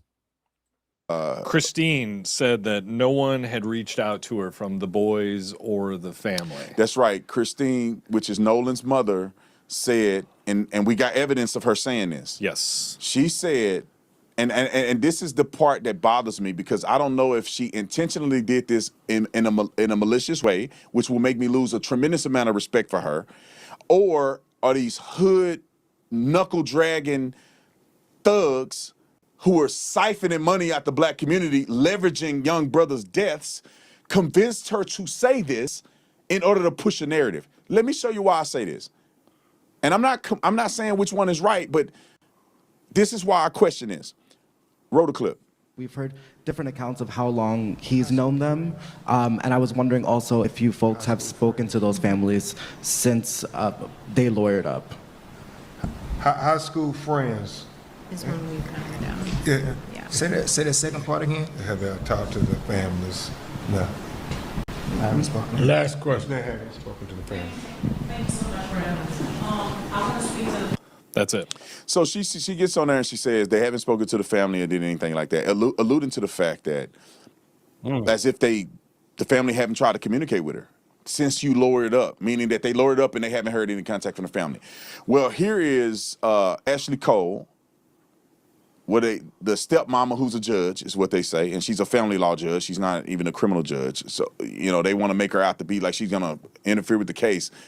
She don't have no leverage to interfere with the case, to be quite honest. But anyway, this is her, and we got this leaked to us, and so we have this information available. As you can see it, this has been verified. I saw it with my own eyes, and this is a message from Ashley Cole to Nolan's mother. And it says, Christine, this is Ashley Cole. If or when you ever want to talk to me, this is my number. This was on July the 7th. Correct. Now, the question is, if you want to know what happened to your son and you think that his friends are responsible, had any involvement, it would be conducive for you to say, let me talk to their mama and see what they're talking about. Because she is offering to communicate, even though they have lawyers. And the thing is, the boys didn't lawyer up immediately. Warren had a lawyer before anybody else, but the rest of the boys did an interview, equivalent of a polygraph test, all with no lawyers. So they act like they all lawyered up. That's not what happened. And then, even if they lawyered up, the mom said, come talk to me. Yes. And what did she do? She don't say anything. And then she had to make a correction. Yes. A few days later, roll it. But the parents, again, they've offered, and I need to correct myself because I think yesterday in one of the interviews, I think I said that maybe none of them, I want to say 2 or 3 of them have reached out. Just the first one expressing her condolences, another one just saying, hey, give me a call if and when you're ready, type of deal. And then another one just, sorry for your loss, but hey, we need to talk, type of thing. And you know what? What? It hasn't, are we at a week? My brain is mush. We're all over the place emotionally. This has been a difficult situation. I cannot express how hard this has been on not just us as parents, but also his siblings. But they got bald head milk dud down there that could communicate. Why don't they have them talk to their lawyer?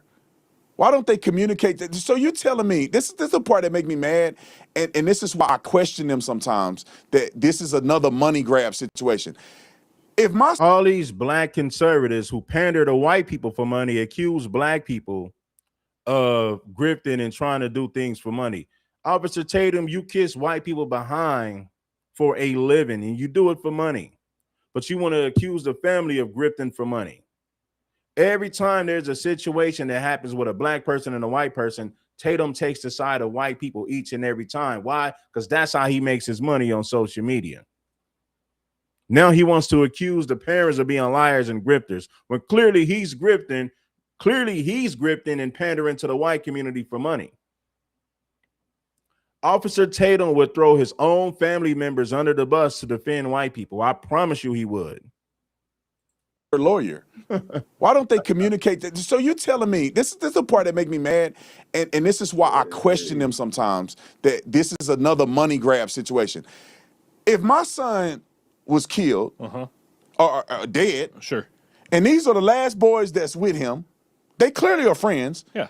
The parents don't seem to be hiding anything because they're trying to reach out. Right.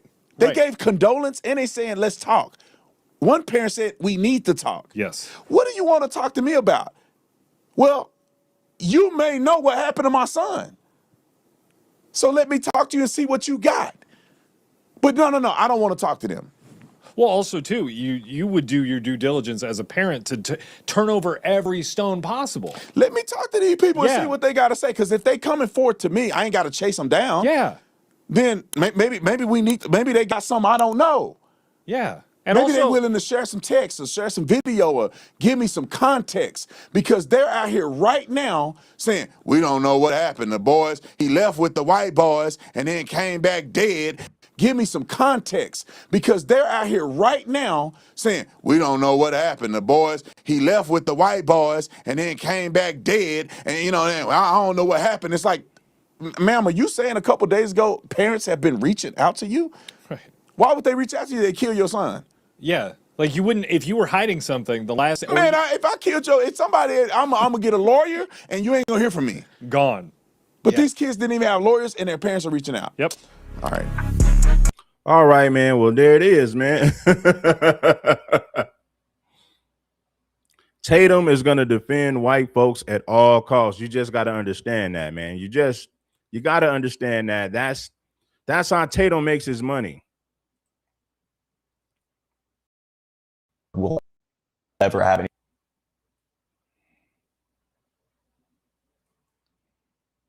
Officer Tatum would throw his mama under the bus to defend white folks. It's a bunch of y'all, but you know, some of the other guys were afraid because of the threats and the violence that's been threatened against their lives and all of the above. But you decided that you wanted to take this bold step and give a statement and, you know, get your side out here. And I want to start at the very beginning of all of this and ask you, what was your relationship like with Nolan? Who was he to you? Nolan, I could describe Nolan in a million ways. I mean, Nolan was not just a best friend of me, but he was a brother. I grew up through elementary, middle school, high school, and even our freshman year of college. You know, we talked on the phone all the time. We were really close friends. And I mean, Nolan was like a brother to me. And Nolan lit up every room he walked in. He always had a smile on his face. He always had something good to say. I've never seen Nolan get in an argument with somebody and say bad things about someone. You know, there's a lot of people that talk crap nowadays, and Nolan was never that person. Sweetest soul ever. And I mean, I don't know if this guy is guilty. I don't want to accuse him of anything, but what I will say is there was foul play. We just don't know who's guilty. We're still looking for the facts to unfold. Let's go. I had a great relationship with Nolan. I've never got in an argument with Nolan. We were super close, and I've never said or will ever have anything bad to say about Nolan Wells. Yeah, and you guys, you said you kind of grew up together. Mm-hmm. Did you know his mom, or how was that? Because I saw in the media where it appears that she may have said, at least I saw in part, that she said as if she didn't know any of you guys. Right. Well, Nolan, a lot of the times was at like my house and at my buddy's house. We never went to Nolan's house and hung out. I mean, and my friend group's very, very tight knit. I mean, we hang out every day when we're back home from school. In high school, we hung out most weekdays and every day on the weekend. And I mean, we were never at Nolan's house, which, you know, there's nothing wrong with that. But I met his father, and I mean, in 8th grade, that's when Nolan and I like got really close. It was COVID year, and we were in class all year long together, me and a couple of my buddies. And yeah, man, very suspect. Let's get back to the content. Get the likes up for your boy if you haven't already. Nolan and I just got super tight because we'd get a Waffle House once a week together, eat. And I mean, we were just super, super close. But his dad would swing by Waffle House, you know, and like, you know, hang out around us, but never, you know, I was never around Nolan's parents a lot. But I mean, that didn't change our relationship any. Nolan and I were still just as close, and he was just as close with my friends as, you know, anyone else. So. And walk me through the day of 4th of July where you guys were all going out. Right. This seems like something that I would assume that may have occurred more than just this year. Yeah, of course. Was it something that you guys did more than just this year? This is crazy. Like I said, I don't, for you to be cool with somebody since the 6th grade, it's like you should know their parents just like they should know yours, especially if this guy's like a brother to you, right? This is not like some guy that you knew at school and you only talked to him or hung out with him at school. You said that you guys were like brothers and you've known each other since the 6th grade. So, you know, the story is sketchy. It looks fishy. It smells fishy. It's a 2-part question. I want to know, is it something that you guys typically did together? That you hang out often in this fashion? And then I want you to then walk me through 4th of July this year when the incident happened. Okay. You know, being from the Gulf Coast, there's boating and fishing is very, very popular. The 4th of July, every year, my friends and I, or my family and I, are out on the water. I mean, that's the one day is guaranteed everybody's going out. And that's a known thing. Everybody's trying to get a ride out to Horn Island, or, you know, people go to Ship Island, but most of everybody from Ocean Springs and the Gulf Coast go to Horn Island. And, you know, we went last year. Nolan was on the boat with me last year, and he was, I mean, this was a common thing. My friends go on the boat when we're home. Very, very common. That's what we like to do. My friends like to fish also, and like to go on the boat, not just fishing, but like to go on the boat, like to go on sunset cruises, like to do it all, you know, on the water, you know. And I mean, Nolan loved to do that too. I mean, he was not like he was just like everyone else in our friend group. He loved to go on the water and, you know, have a good time with the guys, and that's what we did a lot. But 4th of July, everybody was out there. Like I said, like Nolan was always trying to go on the boat, trying to go out there with And us. the crazy part about it is this whole situation is fresh. 4th of July was just a couple of weeks ago. The 4th of July was just a couple of weeks ago. So this whole situation is fresh. It ain't even been a whole month yet. So yeah, man, let's get back to the story. I'm gonna give my commentary in a second. And he was always welcome to come. Nolan was always out there with us. And but started 4th of July, you know, my buddies and I had talked about this week's upcoming, you know, everybody's very, very excited for the 4th of July from down here. Like it's a big thing. It's a big deal. Very, very big deal. And I mean, I actually stayed with Nolan that night at my buddy's house, and I woke up at my buddy's house, and we went to McDonald's, got food. Nolan was not with me. And I went and got breakfast. I had my buddy's boat hooked up to my truck, and well, first I ran to my house, then I went to McDonald's and came back, and the boat was already hooked up to my truck. My buddy Wyatt and I went, and with my buddy, and we went, filled the top of the boat. Like I keep telling you guys, he would throw his own family members under the bus to appease white people to get paid. That's exactly what he does for a living. The boat was already hooked up to my truck. My buddy Wyatt and I went, and with my buddy, and we went, filled the top of the boat off, loaded it down with ice, and just got everything ready. Then Wyatt went and put his smaller boat in the water, which is the Palm Beach. He's an 18-foot Palm Beach, and I drove the boat from Fort Bayou Boat Launch to my buddy's grandparents' house, and that's where we all planned to meet up that day. And you said you, Nolan, and how many people are going to meet you guys? We had roughly 20 to 30 people coming on. And so we were all following each other out there as one big group. You know, it wasn't just me and Nolan and a couple other of my buddies. There was 20 or 30 people spread out where we all met at the dock before, and then we departed to go to Horn Island. It wasn't just a couple of us. I mean, there were so many people, we had to split up between 3 boats, and we all left and all got there at the same time. Yeah, I just want to make sure that's clear, because the statements that are out there made it appear that it was just you, Nolan, and probably 2 or 3 other guys, and y'all are the only ones that went out to this island. And that's completely incorrect. I mean, Horn Island on the 4th of July is the most popular day to be on the water on, you know, throughout the entire. This is what we're gonna do, guys, man. I'm gonna do a part 2 to this, man. And I want to break it down because I don't want to make this one 3 hours. I want to break it down into like an hour and 30-minute segment, a 2-hour, or maybe an hour and 30 minutes. So, man, listen, man, I need everybody. I need you guys to get in the comment section. The same way that you leave comments on the live stream, when it uploads to YouTube, I need you guys to get in the comment section and leave your thoughts. We're not talking about the live chat. We're talking about the chat room once it uploads to YouTube. Get in the comment section and give your thoughts. Is this guy lying? Do you feel like he's suspicious? Is he trying to cover up something? I would love to see what you guys have to say in the comments after this live stream uploads to YouTube. Hey, man, it is Saturday. I got some things to do. I'll be back to the house later. I appreciate everybody. I appreciate all of my supporters, all of my contributors, the people who are really rocking with me. To all my loyal supporters like Royalty, Lim Hendricks, Lions Dollars, Scoop, you know what I mean?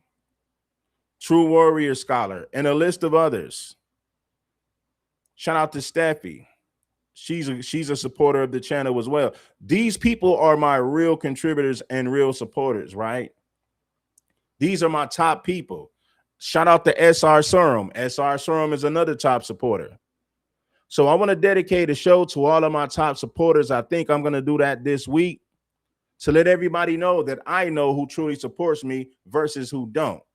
And trust and believe, I understand who supports me versus who don't. You got some individuals who pretend, but I know they're not real. I've been peeping game for a long time, but I appreciate all of my loyal supporters. You guys give me the motivation to do what I do, and I appreciate you all. Peace, love, and blessings, giving you gain to keep you from stressing. Hey, man, it is King Supreme. This is part one. Shout out to Go Go Gadget. I can't forget about Go Go Gadget, man. I gotta put Go Go Gadget in there, man. One of the top supporters as well. I appreciate you. Lim Hendricks, you already know, my brother. You're one of the top supporters. I appreciate you for supporting my platform. You've been doing so for a while. So what I will do, I want to dedicate a show, and we're going to chop it up with all of my loyal supporters. We got some pretend. Listen, we got a whole lot of pretenders, and I know who they are. I don't have to say their names. So anyway, man, I'll be back with some more content. This is part one. I'll be back with a part two. Peace.